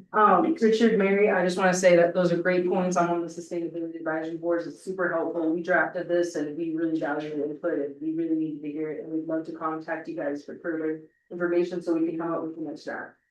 Thank you. Thanks, Sheridan. Nice to be part of it. Sue. Sorry, Sue. That's okay, you can go. I didn't see your hand until I saw Sue, sorry. Because I've been waving behind your head. I'm Sue Hush, here with the Sherpa. I have my name tag on, thank you very much. Mary already covered the events and obviously you know them. We appreciate the partnerships that we've had with the town. Speaking of partnerships, it would have been super helpful for the sustainability committee to come to all of us who run these events and talk to us about the real on the ground things that we've already been dealing with for years with these events. We have lots of data that we're so happy to share. One small bit of history to Beth's point. Years ago, when the Sherbino was in charge of the beer tent, Rock asked us to purchase compostable cups, which we did. It turns out that when those cups get warm, they stick together and become a blob. So unless you have climate controlled storage for your compostable materials, you will have a big bundle of unusable additional garbage. So the following year, Rock said, stop buying compostable cups because there's not a facility that can handle them nearby. So we went back to purchasing recyclable plastic cups. We have stock of those. We try to be responsive, but we can't keep up. We have to scale up our purchasing because the shipping is ungodly expensive. And the more we do things like wood or whatever else, compostable stuff is heavier. And so we can't waste the products that we bought. We have to use them for other stuff, which we will do. We always buy recyclable. We always have recycling cans out, even when the town doesn't. We always do that. We've been doing events long enough to know this. We're 100% in favor of a zero waste policy that is fully funded and managed by the town or a dedicated organization as in Frisco or Breckenridge, but not on the backs of the event organizers. It will crush these events. We know that other communities like this have had successful programs. All of the Colorado zero waste event programs depend heavily on existing waste infrastructure. And without those, these models break down quickly. To run a zero waste event, we would need a regional recycling facility, a hauler that actually accepts sorted materials, a market for those recycled materials considered valuable according to the whereases in the ordinance.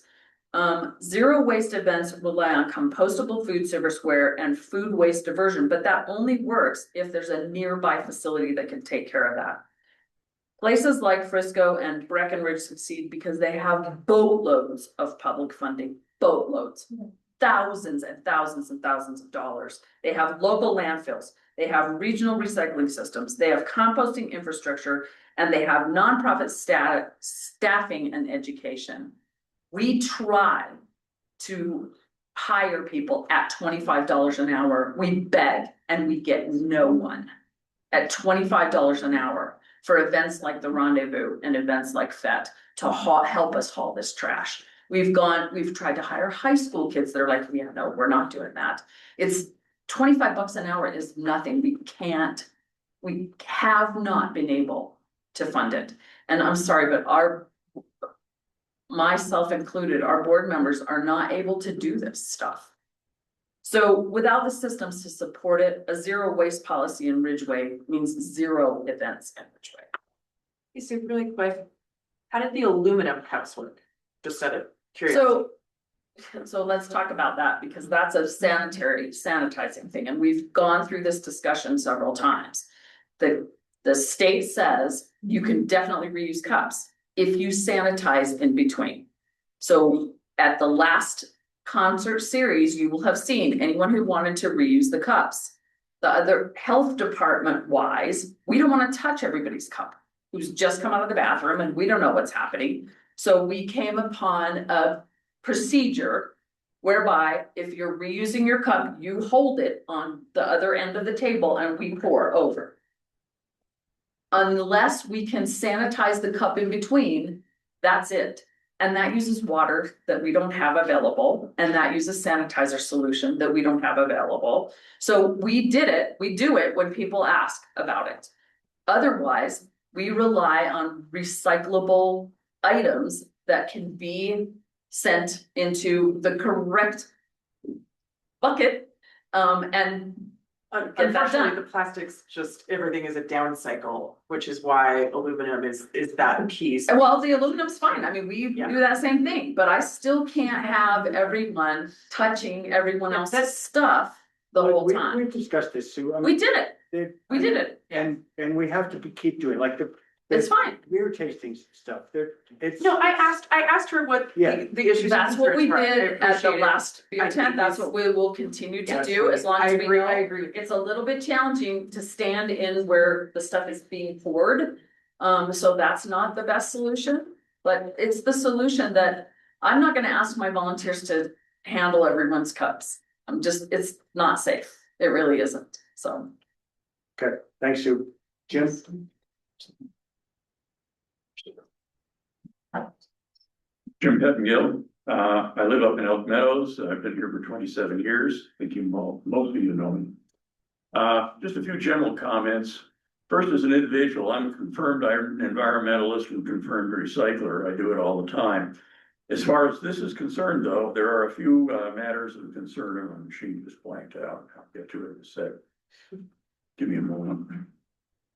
And I'll just wing it. The information that was sent out to us, although this is a policy, the first two sentences does state out that event organizers will be required to do the following 11 items. A bunch of those I won't comment on because other people have already made their points. I'm going to just mention a couple of things. My first reaction on reading this, although I see where it's coming from and I agree with a number of the principles, the first things I thought of as well, Fête de la Musique. I performed there 3 times out of the last several years, and I'm thinking, boy, that's going to be a handful to implement. And I thought of the Arts and Crafts Rendezvous. That could be interesting to implement as well. Now I was thinking about smaller events that smaller organizations put on, and that's who I'm involved with. I'm with the Railroad Museum. We're on private property. This doesn't apply to us, and we don't do those kind of events anyhow. But I'm also a past exalted ruler at the Ray Elks Lodge. And we don't blow our own horn very much, but we do a lot of things for the community and have for the last 126 years. One of those I'm just going to use as an example is our annual Easter egg hunt for the children of the Ouray County area. We've done this every year for almost 50 years now, and we alternate between Flynn Park in Ouray and Hartwell Park here in Ridgway every other year. Well, probably not gonna be able to do it here anymore. We buy our recyclable plastic eggs with a little triangle on them. We buy our, from Walmart, we get our packaged individual pieces of cannery, which are individually wrapped in plastic for required safety reasons. And we get 20 people together and we stuff 900 of these eggs on a Good Friday night beforehand. And then if we're coming down here, we come down, we set up the event. We usually have about 8 people to do this. We do have a permit from the town when we do it. And it takes us about an hour and a half to set up, takes the kids less than 10 minutes to completely clean out the park. So here are some things, okay? Those are eggs that are stamped with the triangle, which it says in here doesn't make a difference. They're individually packaged pieces of candy, which is a safety thing. We only have about 8 people to administer the event. We're not going to be able to bring three sets of individual barrels in. As listed, it says we would be required beforehand to get an approved contractor to remove the waste barrels and take them to a facility, compostable here and there, and some stuff to the landfill, it even says. This is stuff that we are just not going to be able to comply with. I'm sure there are a lot of other smaller nonprofits in the area as well, and smaller events. We talk about the concert series, yeah. But there are a lot of other smaller events here too. I guess what, Love Your Valley Festival is coming up here shortly. We were talking earlier about the Rally in the Alley and a bunch of other things like that. How's all this going to be actually implemented by the event organizers, which in many cases are smaller nonprofits? Most nonprofits, I know the ones I've always been involved with all my life, about 10 to 15% of the members actually do the work. We have 380 members at the Ouray Elks Lodge. We have about 20 that actually do the work at any given time. So just implementation by the people who are the event organizers needs to be considered as you're thinking about this. And as listed, it says that the organizers are required, not urged, but required to comply with all of this stuff, including providing their own waste containers, making sure that the town's waste containers are covered and unusable during the events, and also having a contractor remove the stuff afterwards. This is pretty tough stuff for small organizations to deal with. Thanks, thank you, Jim. Your tablets.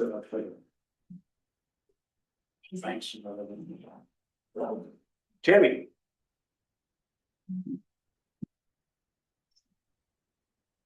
Tammy Tuttle. I wanted the sustainability committee to think about talking to the health department and the requirements for us as food service providers, and it is over the top. And that's not fair. It's about safety. COVID changed a lot of things, which we've never gone back from, but it makes a dramatic difference. So while I love the heart, what you guys are trying to do, look at all aspects and how we're regulated by other type things, from individual portioning, gloves. Just the amount of gloves we go through at the restaurant in any given day is ridiculous. I get it, but you just have to understand the rest of the picture. And then bringing in people that know how to do software services, I'm certainly available, but bringing in people that can help you with the rest of the story and what we're required and held to for our food service license and the requirements would really be helpful before you put another draft forward to understand the rest of the story and the cost involved.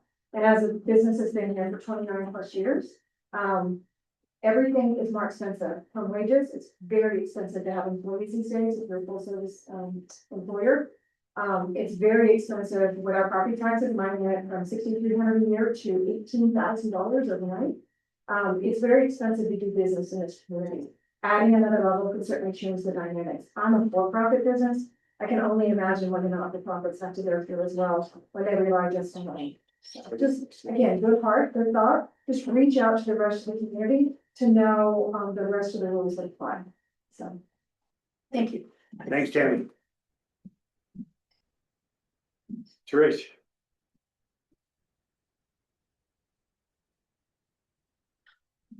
Hi, Tracy Seal, Ridgway resident. I'm gonna start with this statement, and I don't know how to say it without being insulting. So that's my preface. The Sustainability Advisory Board, I'd love for it to convert to the information board or something. I feel like the board is bringing up shit. They're bringing up things that we need to address. But not backing it up with enough information. We're making more division in our town. So I think it'd be really great if maybe the board, I appreciate everything you've done. As I started to say, I'm trying not to insult, but I don't know how to say this. There's so many things. There's, you know, the recycle streams that, you know, Beth, or I'm sorry, someone said, you know, you look at restaurants and there's all this stuff out there that's not recyclable and it's in these bins. And we think, well, we're recycling, you know, we're doing the right thing. I walk around the neighborhoods with my dog and I mean, people's recycle bins are unbelievable. I mean, 75% are just trash and people think they're doing the right thing. You know, Tammy's point about the gloves that are used in restaurants, I mean, the health board mandates that. It's unbelievable, the amount of plastic gloves that are used in restaurants. But if, you know, I thought there was mention of a compost system for the town, that there was a new system coming, is that? We're just working on it. Okay. I'd love for this SAB to work more towards concrete solutions, not just these are our ideas. I read the thing, the proposal as well, and I was scared by it, and I'm not a vendor. But I thought it was really over the top, and it seemed like it was a mandate to me. That's how it was written, that's how I read it, and I went, farmer's market, it's over. Yeah. You know? Yeah, and it's just like, how, we need more, like, let's work together and come up with some solutions. I mean, I can bring this up to the idling. I mean, there's so many things that we could run this into of, what are we really trying to do? We can't just like ask all the questions and just cause division. We need to try and really sit down and come up with some more solutions. You know, our businesses are struggling, whatever we can do. Everything we do affects everything else. You know, John, the bakeware comment was awesome, but then we're using water. And I mean, water is like our most, you know, treasured resource right now. You know, so it's really easy to throw out, let's do this, let's do this, let's do this. But I think using the town as, the guinea pig in this, and maybe buying the products, seeing how much everything costs. Let's use music in the park as an example and lead by that example, and not just try to come up with regulations that are hurting our little community. Thank you. Thank you, Trace. I'm sorry. Come on up.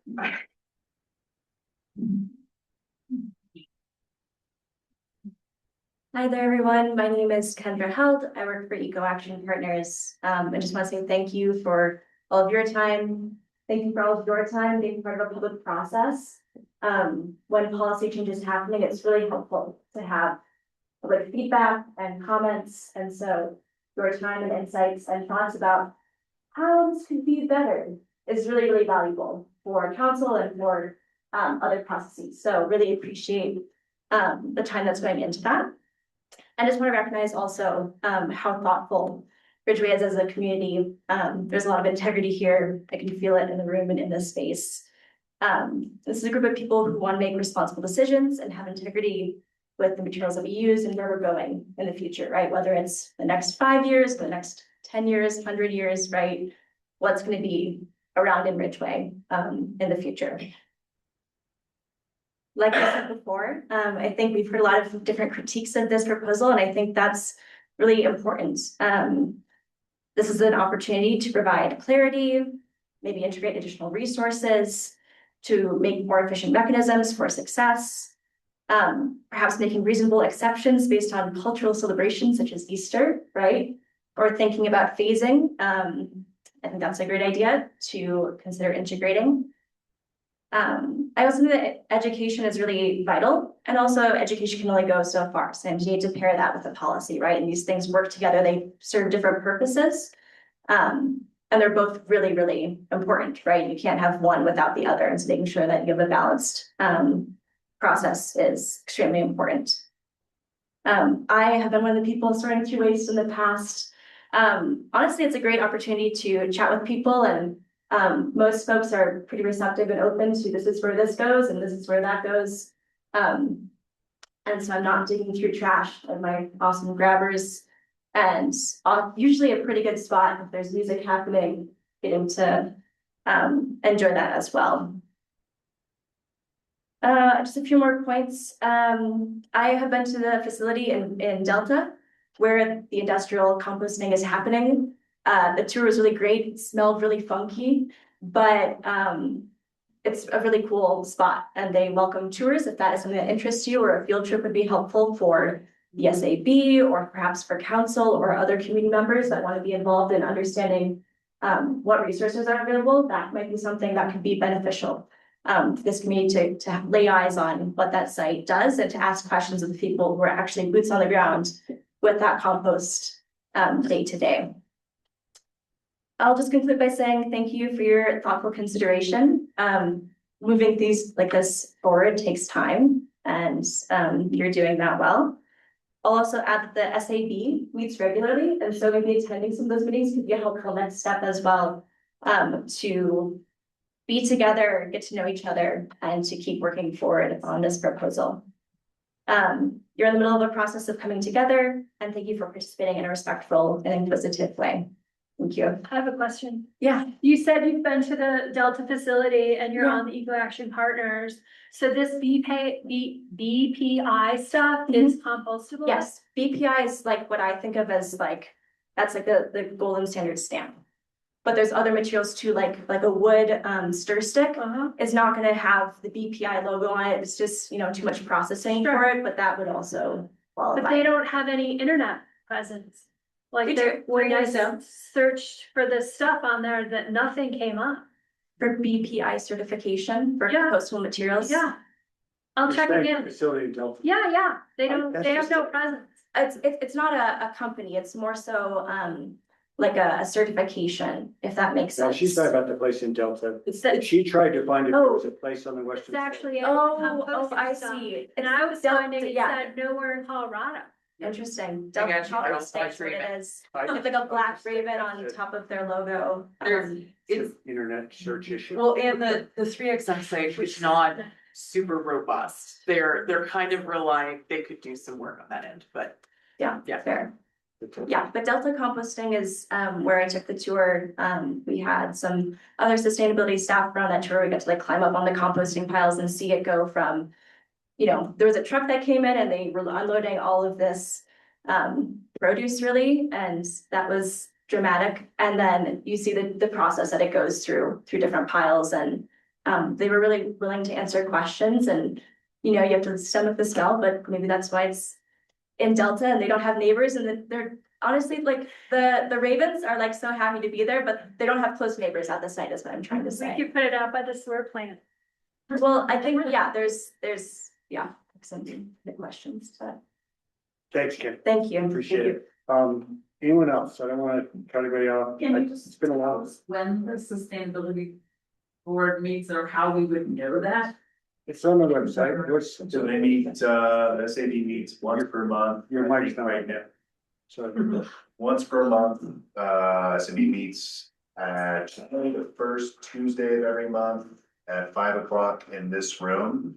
And they're posted just like physically on the boards and on the town's website, just like town council meetings, planning commission meetings on. So. And just so you know, the next SAB meeting is May 5th at 5 p.m.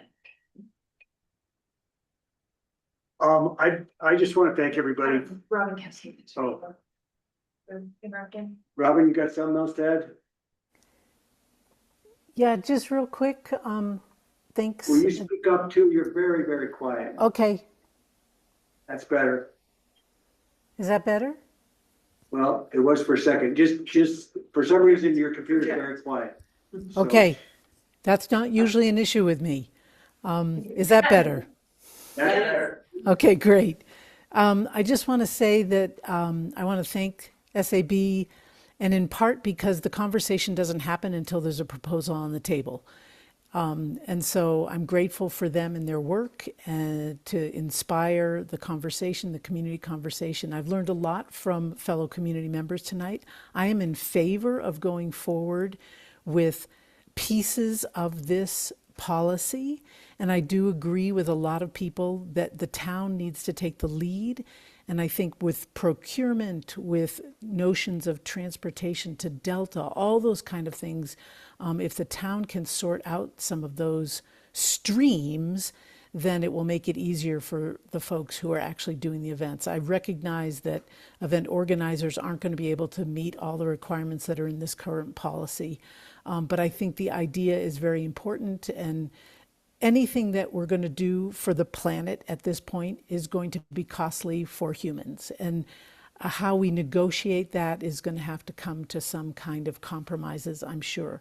The other thing I like, and maybe this is not a health, this may fall in the face of health standards, but for us local folks, the more we can bring our own utensils and plates. I don't know if that, if you have a food truck, I don't know if someone can serve you on your own. No, I don't think so on the plates, but your own utensils would certainly work. And that's a big thing, the plastic silverware. Yeah, so the more we, just thinking outside the box, and thank you. I know the meeting's going on long, so I'm going to stop talking. Thanks. Thanks, Robin. Terry. Yeah, I just wanted to clarify or make a pitch for the purpose of the SAB. The SAB was formed in May of 2022 with a resolution by the town council, and it has 7 guiding bullets that what they operate to. I was the ex officio town council member until yesterday. There's 6 other volunteers. These are citizens like the rest of us that volunteer their time to achieve the goals of the Sustainability Advisory Board, which I'm going to briefly read and make it really quick, because I know this is going on too long, but I think it's important for people to understand that this organization is not an opposition organization. It's a group of residents that are trying to volunteer to do what the SAB was formed to do, which is to, 1, advance and encourage environmentally sustainable practices and ideas within the town, to advise the town council in an effort to effectuate improvements to the Ridgway Municipal Code, town operations, town facilities on matters regarding sustainable practices, resource conservation, renewable energy, and waste reduction, to collaborate with town staff to continue implementing the goals and objectives of the Regional Climate Action Plan, to make recommendations to town council concerning the establishment of town-wide greenhouse gas emission reduction targets and other goals, to work in cooperation with town boards and committees to promote sustainability policies and programs, to promote sustainability awareness and practices at town events, and assist interested individuals or groups in promoting their own sustainability practices, make recommendations to provide opportunities for young people to broaden their understanding of sustainability practices and the effects that they have, and lastly, to perform other tasks related to environmental sustainability as the town council may direct. So this organization's main goal is to provide policy recommendations that the town then implements, whether they assign staff or whether they hire consultants. But their job is not to implement and not to dive into extreme detail with how to implement these policies. It's their job to come up with ideas to recommend policies that the town can consider through town council. So I just wanted to put that out there. Everybody in this room is welcome to come to any meeting, volunteer their time, sit in, make recommendations, help debate the things that the SAB then puts in front of the town. So I would encourage that. At the end of this meeting, one of the town council members is going to take the role that I had, which is the ex officio liaison. I, as a resident, will continue to volunteer for the SAB and help where I can. That's all I'd like to say. Thanks. Thanks, Terry. All right. Anybody else? We done commenting? I just want to say this has been a very, good discussion. I'm glad we've been able to stay, respectful and, only some angry statements, but I'm joking.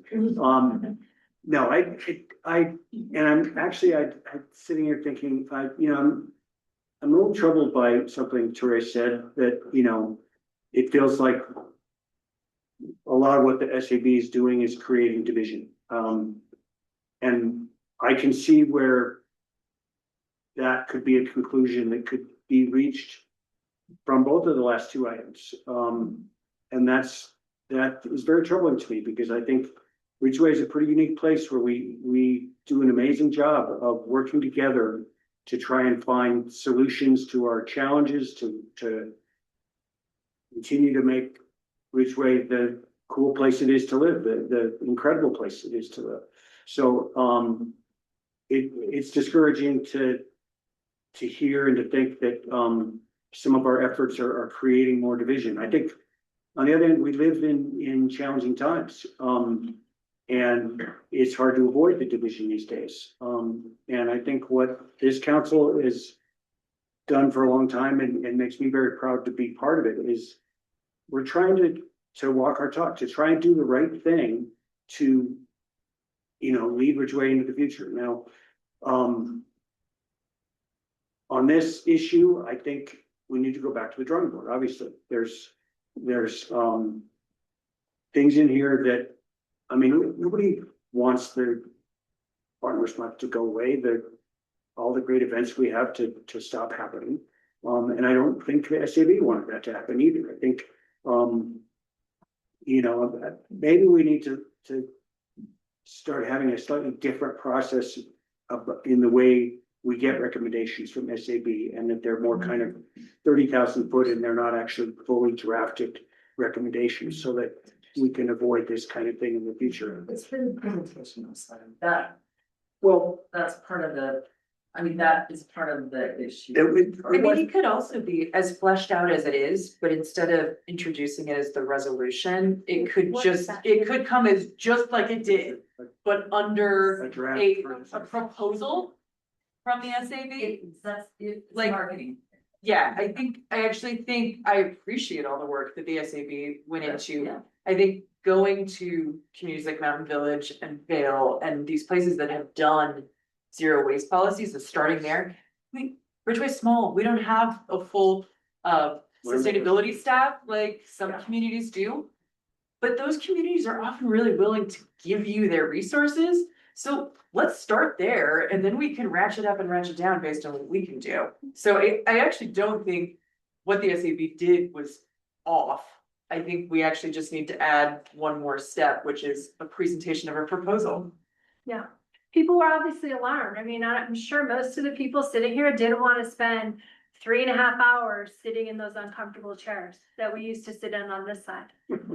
Right? And all the people on Zoom, they were like, oh my God, we have to mobilize, make sure that this doesn't happen because we'll be out of business, right? So absolutely, this needs to be presented as a work session or something, not as this proposal like, oh my God, this is gonna take effect if we don't all go up in arms and show up with our pitchforks. So the flip side of that is, Trace also said everything we do affects everything else. And I think Robin spoke really eloquently to this. I think Sheridan really spoke eloquently to this. Actually, Juice, you said this is gonna happen. This needs to happen. This is right. I'm sorry, I can't pitch you all. I'm sorry. I'm not trying to pick on folks, but I think what I'm really appreciating, and I kind of alluded this before we started our conversation, as I was on my heels coming in with emails, but what's come out of this conversation is an acknowledgement that we want our events in the park to be green and sustainable, but also business sustainable. On my document that I've got in front of me, I pulled out the policy goals around environmental sustainability from our master plan, but I also pulled out the goal for economy number 3, which is balance the need to preserve quality of life for residents and business needs. And so I think we can get there. And so thank you for your thoughts. So I have a comment. Yeah. I just think, I think many of us in this community do our best to protect our environment. And it's so much easier on an individual scale, what you purchase, what you refuse, what you recycle, what you do. And I guess when I think about the scale of Ridgway versus the scale of any Planet Brew gas event, which is incredible when people are standing next to a dumpster and they are organizing you and they're as happy as can be and they're telling you and they're where to put everything in. And we don't have that here, but We've been doing that. The rock volunteers have been doing that. corrected. Yeah. I mean, it's still a challenge. It is My a wife did it a couple times in the last few years, and some people just come storming up and just throw everything in the trash, or just, they don't want to be talked to. So it's not an easy job, but we've Yeah. had people trying to do it, and it's been volunteered, and I think we can build on that. I'm sorry, I interrupted. That's okay. I just think about the size of our town and the events that we have. And when I look at zero waste I think, why can't we be 5% waste? Why can't we focus on that 95%? I want to be realistic to the scale of what Ridgway is, and that what can we accomplish and what is just not financially feasible to demand for everybody else. So I also That's think kind the of flip right. side of that is, if we're small, sometimes that's easier to hit there are costs.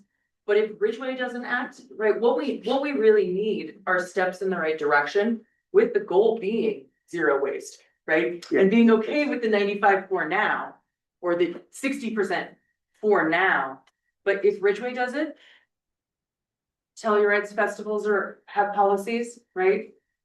If we can bring They're twice as big as us.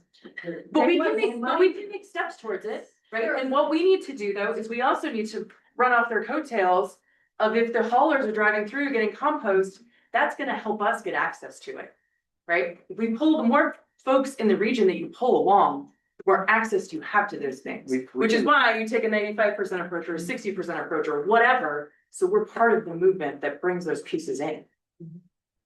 So Mayor, I'll jump in, if it's helpful. Right now, I think there'd be a lot of nodding heads about just giving some general direction instead of taking action on this resolution. Is that accurate? Correct. Okay.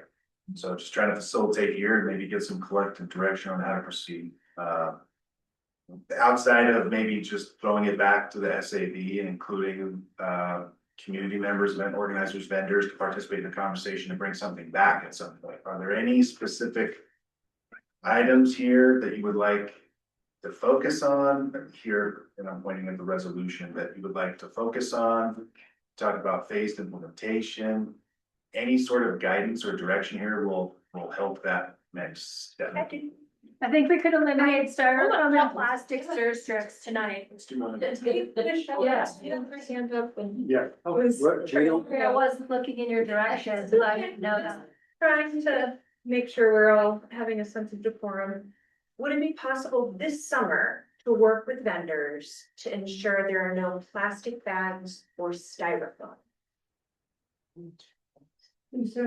yeah, that seems too soon. Too soon for no styrofoam in Mayor, Mayor. Mayor. But we really can't have the back and forth, so if we need to So take. we've taken enough comment. We're trying to do our job up here. Let's not have any more back and forth. That's possible, please. That's my suggestion. That's a suggestion. I think what I would say, maybe even a little higher level thing of it, let's focus on having guidance about containers for both food and drink, and how to address those being as compostable as possible. And I mean, people are doing that all over the place, and so it's starting from the kind of detail that is in the resolution, but maybe we back off that a little bit. Actually, my suggestion was going to be, don't buy any more plastic, because it's gonna come, right? It's too soon for this year, but just know that's coming, so suggestion.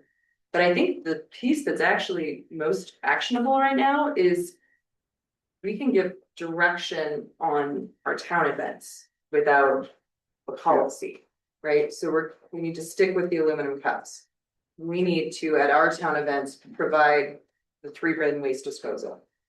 We need to identify this And composter hauler, like those And pieces. ask our vendors to, Yep. to use. compost We may find that to the degree. that's it, right, but the It's gotta be pieces that town controls, Yeah. we need to do that. I Like agree. that's, we can talk about those pieces and we maybe some suggestion, maybe this is the education portion.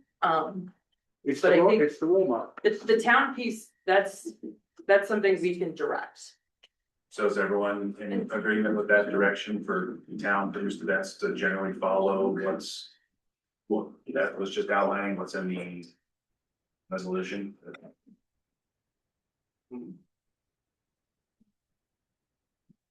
I would like to see a group of volunteers managed either by the SAB or by another sort of Rock or something. somebody that would take the burden of finding volunteers off the shoulders of the promoters of events. That everybody could tap into and use, and that would share that burden and load. I think that's a big ask for event promoters. So, but just to back up, we are not asking event runners this year to implement this Well, waste. this could happen as soon as either the SAB or whoever organized. Well, no, it doesn't happen until we vote on it.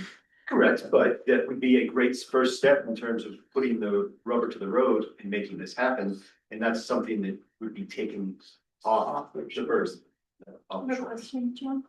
When we talk about town events and we talk about the concert series, it was, I think somewhere in the packet that the, Chautauqua Society or the Sherbino or whichever organization, is doing the beer booths. So is that the town event? Would the town be Yeah. responsible for providing the cups or would they be responsible for providing the cups?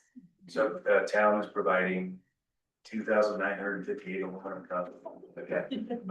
And in the agreement, he laid out that if we need, I don't remember how it reads, if we need to buy more, we'll buy more, but they have to use recyclable cups after that. If for some reason we run out of aluminum cups and we're moving forward with, I'm looking at Mary, some sort of incentive for folks to come back with their aluminum cup. So. Reuse them, even though we know that there's challenges with And that. I think it would be super helpful, like people have suggested, to come up with like, what's the next best thing? Is aluminum the best thing? It is Or is there actually something else that's come out that, works really You know, well? best is a really moving target. Right, and so Aluminum is the best of the if we recycling. can't use the compostable ones and they turn into a mess. It is not acceptable to me to say we will buy recycled cups or recyclable cups because plastics are not where we're headed. Aluminum is a better choice. Aluminum is also incredibly difficult and expensive, energy intensive to mine, which is why it needs to get into a recycle bin. Right, and to answer your question, like the Telluride festivals, they have you get these stainless steel cups and they refill them. But we're not going there, it's too expensive. The reason they can do that is because they're much larger scale. Of the options that we have available to us, aluminum is by far the best. And the town is purchasing those for the We event. have a stock of them we're gonna use and then we're gonna get more. Or have the. I'll show up with mine. So is that helpful? I know this is. Oh, it's still these helpful direction of Eric. Yes, yeah, it's. Yeah, well, okay, so what I heard was that. That's proposal, which I got some raised eyebrows, I got a couple nods, is that let's focus on the town events this summer. Yes, I got that. And I was. It's been made clear, I think, we can just get nodding heads for the town events like Leather Valley and the concert series. We're going to try to get the spirit of everything we've already been doing, right? Okay, right, agreed. John and then Polly said something too, but focus, crafts, something or around guidance for containers for food and drink. Polly, I'm forgetting what you said. Just going with the already in place, no styrofoam, no plastic bags. Is that one? That shouldn't be that hard, I mean, Those are already like. Those are already banned Banned. by state statute. Yeah, I'm just going, no, but I think I. Yeah. So is everyone in agreement with going back to the drawing board, working with SAB, coming back in a work session type setting? A work session type setting would be great. Further the conversation at some point, maybe not next month, maybe next month. You don't need to rush this, as Dave was saying, certainly not in a rush. And I don't wanna micromanage, but I think I would like to see kind of what is the most doable, what is the next, like, let's get some ranking of which of these steps feels most implementable, right? And sometimes that might be with support, that might be with these different pieces, but like some idea of like, where's our low hanging fruit? So Ridgway can keep walking the walk on this while also maintaining our vibrant festival park event community. I think we got it. Okay. Thank you. All right, thanks, everybody. Tough discussion, but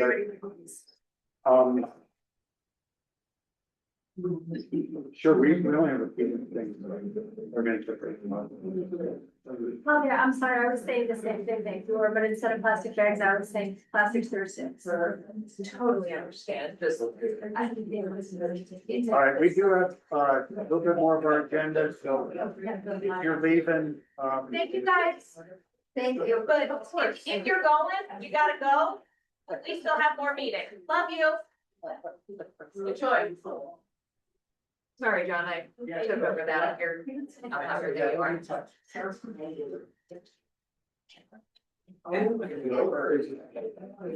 it's not over, we have a point more. Here to do. In the next. All right, we're now up to what item number it is. It's item number 15, ratification of submittal of congressionally directed spending request to support upgrades to the sewer system at the town's great wastewater treatment. 15 is water restrictions, John. Oh, I have an old agenda, do I? That's I. So water restriction, water restriction, I'm sorry. So, I guess the problem is I download the packet from Dropbox as soon as you tell me it's there, so if it gets updated after that, Oh, is that what happened? yeah, that must be what happened. You gotta put it off for the last minute, so. I gotta put it off to the last minute, and I don't do it, I don't read it from Dropbox. Where'd that water thing come from? Well, what, Kevin? Here you I thought it was just me, I thought I missed So- it. Let's see that. I was on. So it is item number 15, consideration of enacting water restriction for the Thames Water Conservation Management Plan. Yeah, sorry about that. That's the only line that's over. So I'll take this one.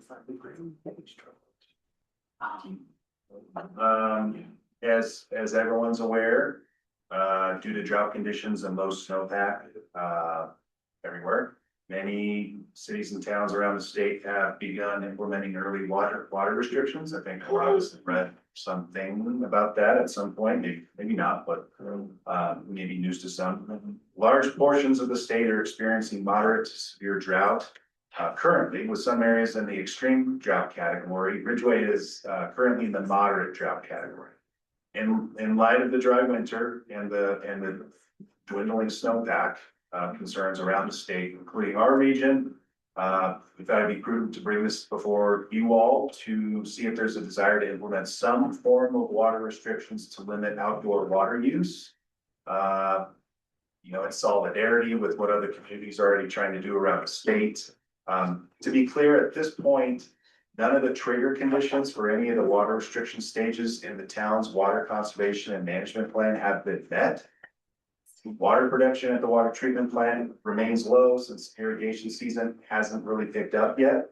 And the town is only relying, as it normally does this time of year, on water from the Happy Hollow diversion on Cottonwood Creek. Meaning that we're not drawing any water from Lake O, and we hope to keep it that way. Like in some summers, we don't have to.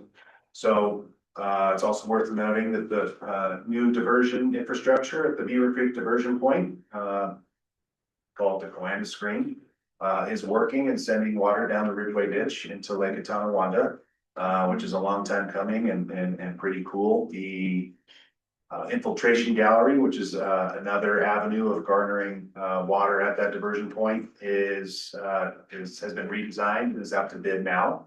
We'll see what we get towards the end of this month, and that may come before you all for notice of award, for that work to be undertaken in late summer, early fall, something like that. So I just want to be clear, based on the water conservation and management plan, none of the trigger conditions are being met. Staff feels like we're in a really good spot, but we thought it would be prudent to have the conversation, just like a lot of other cities and towns are having this exact same conversation, right? I actually, I don't wanna go into this because of solidarity, but I do know, the city of Denver is having some massive consternation because 50% of their water comes from the western slope.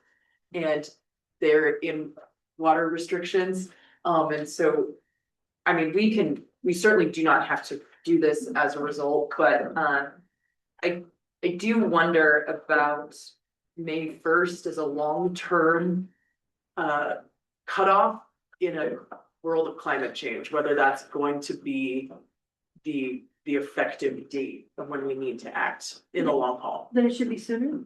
I don't know that it should I don't know that we should have a beginning date. Because like in a year like this year where people are starting to water.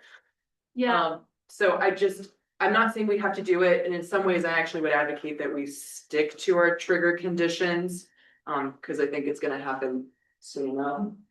But I do wanna just like raise a flag that I'm not sure that having May 1st in that water management plan in the long haul is for the best. and I think it's important to take it seriously, given the conditions. You know, I've been thinking that, I'm like, is Ridgway gonna do something? And I realize you're saying we're not hitting any of our markers, but it feels a little irresponsible not to tell people like, hey, be mindful of this. It's a big deal. Like, maybe it'll be less of a big deal if we start now. I guess I'm looking for, and Joanne's got her hand up, so I wanna hear from her in a second. I know water restrictions is always a little bit of a sticking point and people are worried about things and we wanna make it. It is very important to me that we sound like we're not being capricious about when we implement water restrictions. And so I will certainly go along if it is the decision of the board that we should do it now. But there is a part of me that says it's coming. Like, if we're implementing it at this meeting versus our May meeting for voluntary restrictions, not anything required. I don't want people to think we're being extreme. My question is, how close are we to those benchmarks being met? Should we let Joanne weigh in? Yeah, sure. Joanne, go I'm ahead. concerned that in 2002, we should have been called out. And this is looking to be at least as dry, if things don't change, as that, and that we could get called out and really be stuck with just the reservoir water. And so the triggers may need to look a little different this year. Yeah, so it's statewide drought status, just for data, if you're following along. 88.6% of Colorado is in some level of drought. And so 24.3% in moderate drought, and then extending from there. We're actually a little weird bubble of not being as bad as some. But like Joanne said, it's gonna change pretty rapidly. We've all paid attention, we've all been outside for the last 6 months, we know what we're doing, even if we're not hitting those triggers. I'm not even remotely surprised that, where we stand, and we know that we should be conscious of water, so. Yeah, I'm all for it, even if it happened today, and I think we should just constantly remind people, we know where we are, we know what we're looking at, and maybe we're lucky enough that it changes in 3 months. And maybe another way, as I'm processing this in front of you all, is folks are thinking now about what they're going to plant. And if we're already in voluntary water restrictions, we should all be really aware that those mandatory restrictions are coming down the pipe. This is probably not the year to put in a brand new tree or shrub or whatever, something that's gonna require. I heard very clear what Joanne said, now, not. What's that? I heard very clear. Yeah, Joanne, that made a really, thank you. Yeah, and. That actually goes back to my point of maybe we should revise our management plan and strike the May 1st. Yeah, and that's in the strategic plan. Oh, to good. do it something- Okay. to do it something. Try to. I think no matter what we do, we've learned in the past that, education is a huge part of this. I can't remember when we talked about it in the last few years, but Joanne shared that when we did voluntary restrictions, use actually went up 1 year. So I mean, I don't know how much a number of town residents pay attention to the restriction, what restriction level we're at. So a big point of this, and it goes back to everything we've been talking about tonight, I think education is key. We need to be letting the town residents know. I already know that we've got drought issues, but just what exactly that means in terms of water usage and what kind of things could that come down the pike if things don't get better and if they get worse. So I've got Josie's voice in my ear saying, we don't meet the qualifications for putting in water restrictions, so it's weird to put them in. Would someone tell Josie that I said that, please? But at the same time, I think if we do it in a way that we follow up with the adequate education, we say to people, yeah, we're not there yet, but we're gonna be there pretty soon. Yeah. And we're facing dire circumstances if things keep going the way they are, let alone get worse. And let me raise, we don't meet until May 13th. So actually, like, doing it now might be getting us closer to that May 1st date. I'm happy to do it. I think we're good. I've been convinced. I wasn't that hard to convince. But I do think we need to follow it up with a really, staff gets frustrated when we tell you guys to do more work and spend more time and energy and money sending out, flyers or however we want to do it, but we need to make sure the town residents are put on notice that we are facing some serious potential problems. And it may, I mean, I can foresee we might have to say you can't water it outdoors. You simply cannot water your plant. And that's horrific to imagine, but it could happen. So we need to educate the public about it. But the ones that we'll be facing now is fires, Yeah. Be self-explanatory. So I think I'm hearing consensus that we'll go ahead and do it. Robin, go ahead. I see you got your hand up. Yeah, it sounds like you're going forward with it, and I just wanted to applaud you for that. John, when you said, Robin Cascade, I haven't actually ever once said Ridgway resident.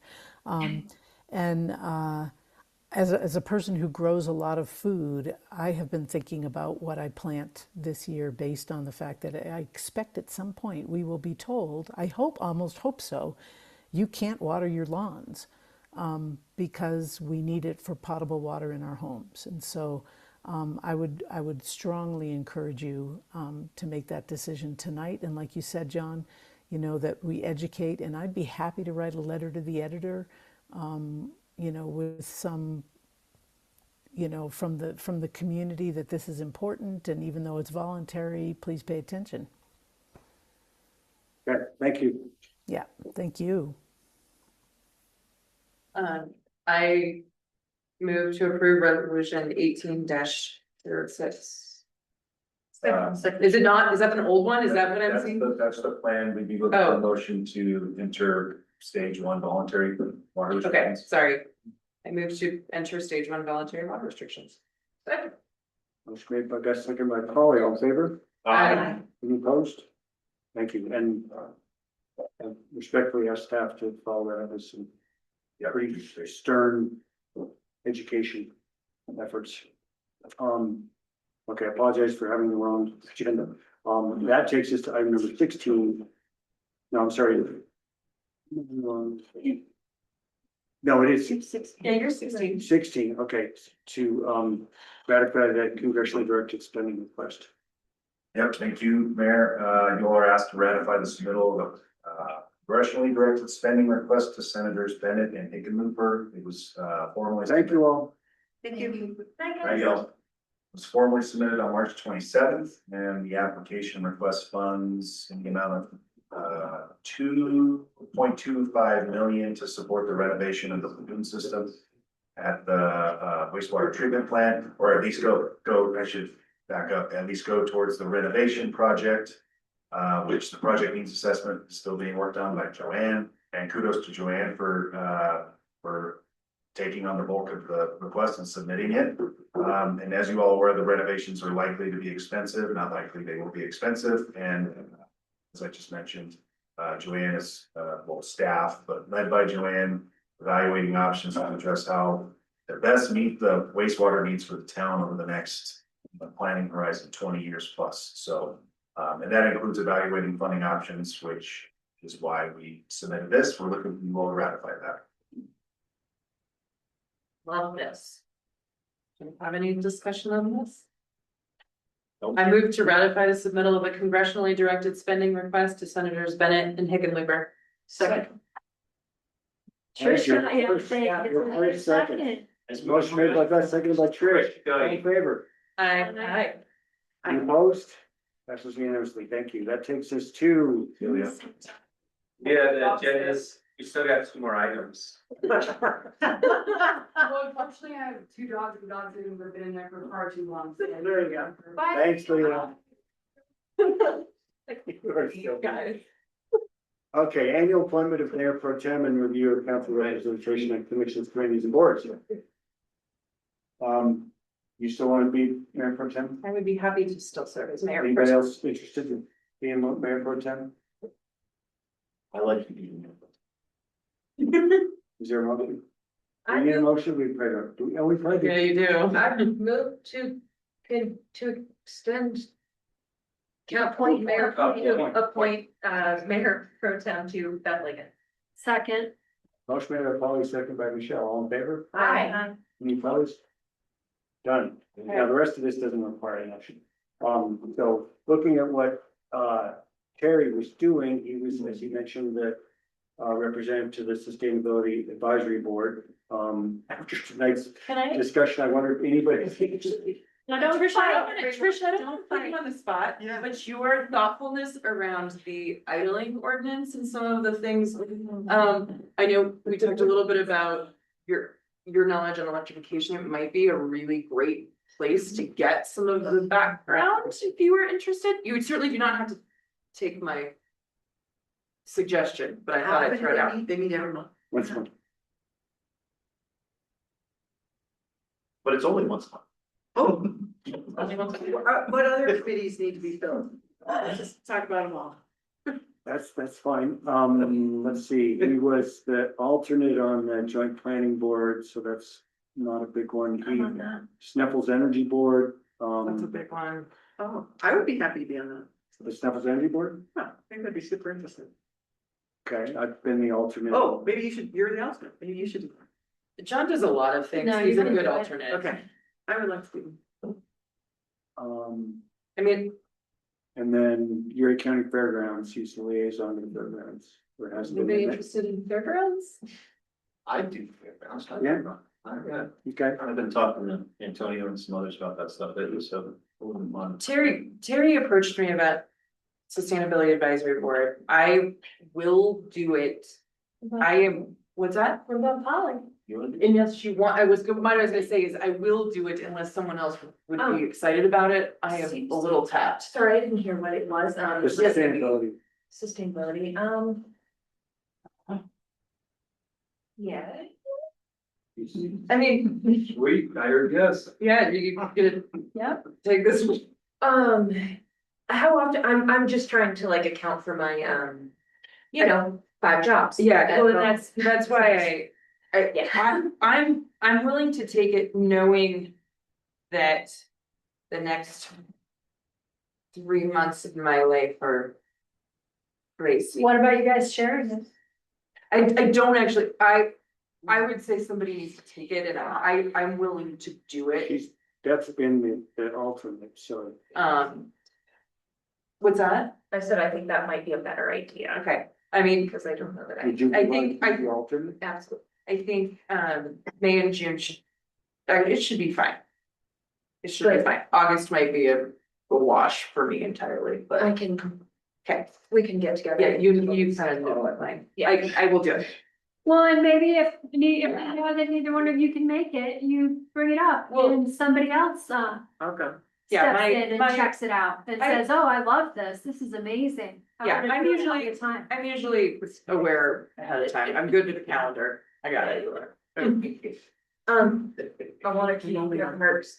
We are not taking parks with your college. For me. I love perks.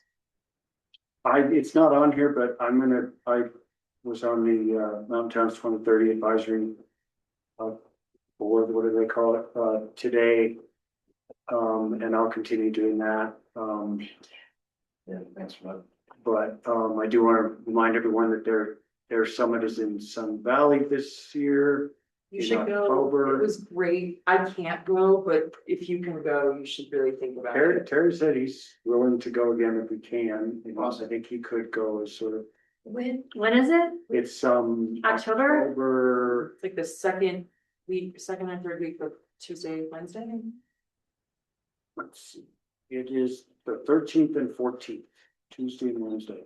And I have a place for us to stay, which is sort of nice. My sister has a condo there.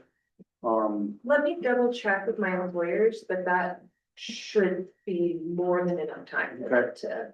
And You driving or the flying? last couple of years we've driven, it's a 10.5 hour drive.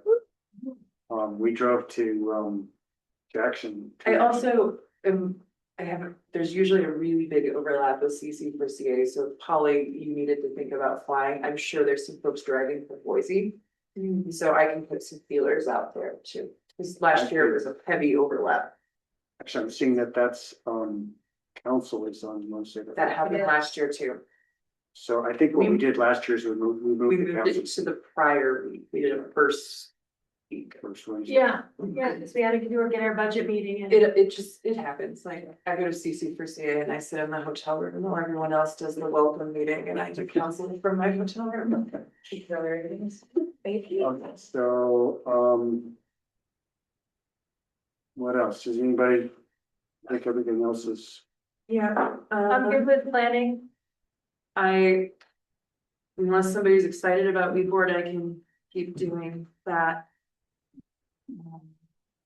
That probably doesn't mean a lot. Yeah, needs 3 or 4 today. Use is usually, 1.5, 2 times a month. It's pretty busy. Yeah. So I'm cool with that. And I mean, Josie takes on the chamber, which is huge, and I That's have a feeling that speaking for her, and she could bring it up if she wants to change it later, but I have a feeling she'd like to come on that one. I think she likes it. She's good. Yeah. I could take on the weed board. I mean, you've got to. I would love that actually, because Eco Action is actually when those meetings happen, they are 2 hours, they're long. Yeah, and it's good, it's fun, yeah. So you've got Snuffles Energy and Weed Board? Nice, you got it. I am working with Julia, that my AP environmental kids are gonna do some weed pull with me at the theater. Preston, I had an idea that might be silly, but what about having a booth at some farmers markets for water education? I mean, I don't know that it should be the town government, but maybe encouraging someone else to do it. I think it makes sense. I don't know if it's the town who, I don't know who would do it, but it maybe, like once a month or every other, or Sounds like just kind of educate. advisory council. A mix of people. you could evaluate that and, UWP, did a good. But they- Yeah. To do that, but. No, can't but really. it's summer. Right, but they might But participate they if could you're give- like, they hey, could we give up want to do service this, hours. and I'm sure that, I would imagine the farmer's market's not gonna like charge you. I mean, it's not my decision to make, but I'm on the board, so I could vote in your favor. I don't think that's how it's supposed to work. Pam, I realize I've been sort of running this discussion and it's got your name on it. Are you keeping up with it? Of course. Okay. The reason my name is on it is because there's elections, and that's why there's no names on the agenda at all. Okay. Right, the agenda was done before the elections. That makes sense. Gotcha. Okay, so I think. We're on to the joke. Well, actually, we're on to the, we haven't even given him a chance to cover it. Actually, do we just get a motion and vote for the appointments just as? Yeah. As. I move discussed? to ratify the appointments that we just discussed. Second. Thank you. Motion made by Beth, second by Kevin, all in favor? Aye. Any opposed? That's unanimously, thank you. So manager report, like, Yes, there's please. a lot in here, it's getting late, a couple items that aren't on there, there's a water outage tomorrow night.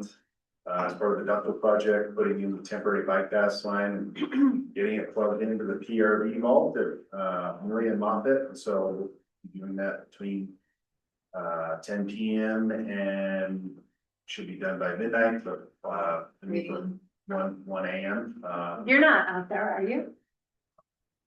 You are? Out there for everyone. And street grading is gonna start April 26th.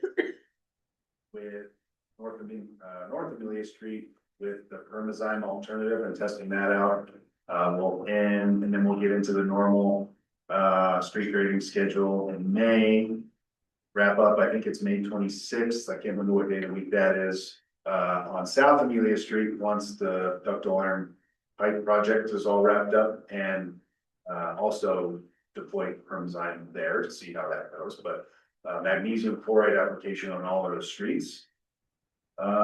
We just talked about this with the CDS request, but I guess tangent to that, I can't remember if I mentioned it, but May 13th is going to be the formal public hearing regarding renovations to the wastewater treatment plant, and that project needs assessment for the project. Joanne will spearhead that presentation.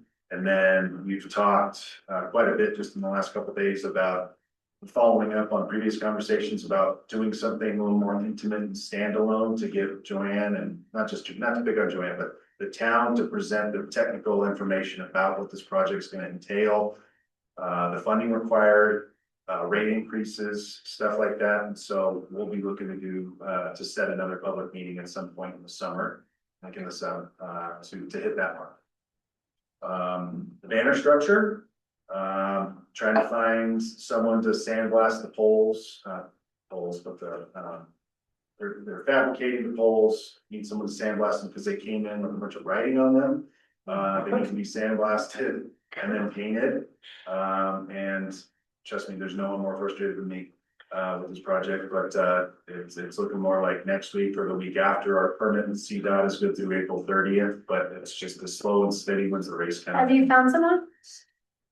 Our general contractor is looking for a. Okay, there's a place in Delta that I used for something smaller scale, but is this giant like factory when you take a right for Payonia? It's just right there on the left. I don't know the name of it, but they do sandblasting and powder coating. I didn't go into anything in this report. There's a lot of new information in there, as there always is. Worth highlighting the athletic park roundtable discussion on April 29th in this room, 6 o'clock. No major deliverables or outcomes from that meeting. I don't want to downplay it, but I think there might be some expectations out there from some folks that there's going to be some sort of funding being doled out to advance future phases of the athletic park master plan and such, but it's framed as a great opportunity for all the user groups, interested parties, stakeholders to get in the room and hear from everybody via this roundtable discussion about where everyone's at with fundraising, how everyone feels about these new recreational amenities. More to it than that, but I think it could be a really good conversation and lay some good groundwork for future budgeting and planning. Get everybody on the same page. Right. I do want to interrupt.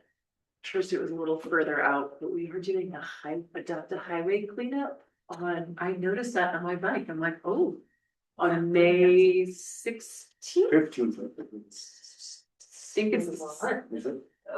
16th. I know because Polly and I were talking about the 15th the other day. And I realized I may not be here because I may be a new grandpa. Oh, I think you already told us that. That's exciting. At what time? Michelle's board. No, I think you 9-ish. Did I tell you? Start at 9, we meet up, like the first little pullout out of town on the right there. What Glitter Hill? Is that what Preston's Yes. called it? Sparkle Hill. Sparkle Hill. But yeah, I was looking at my calendar and I noticed that Preston stuff cut off at our next town meeting and I thought that might be useful.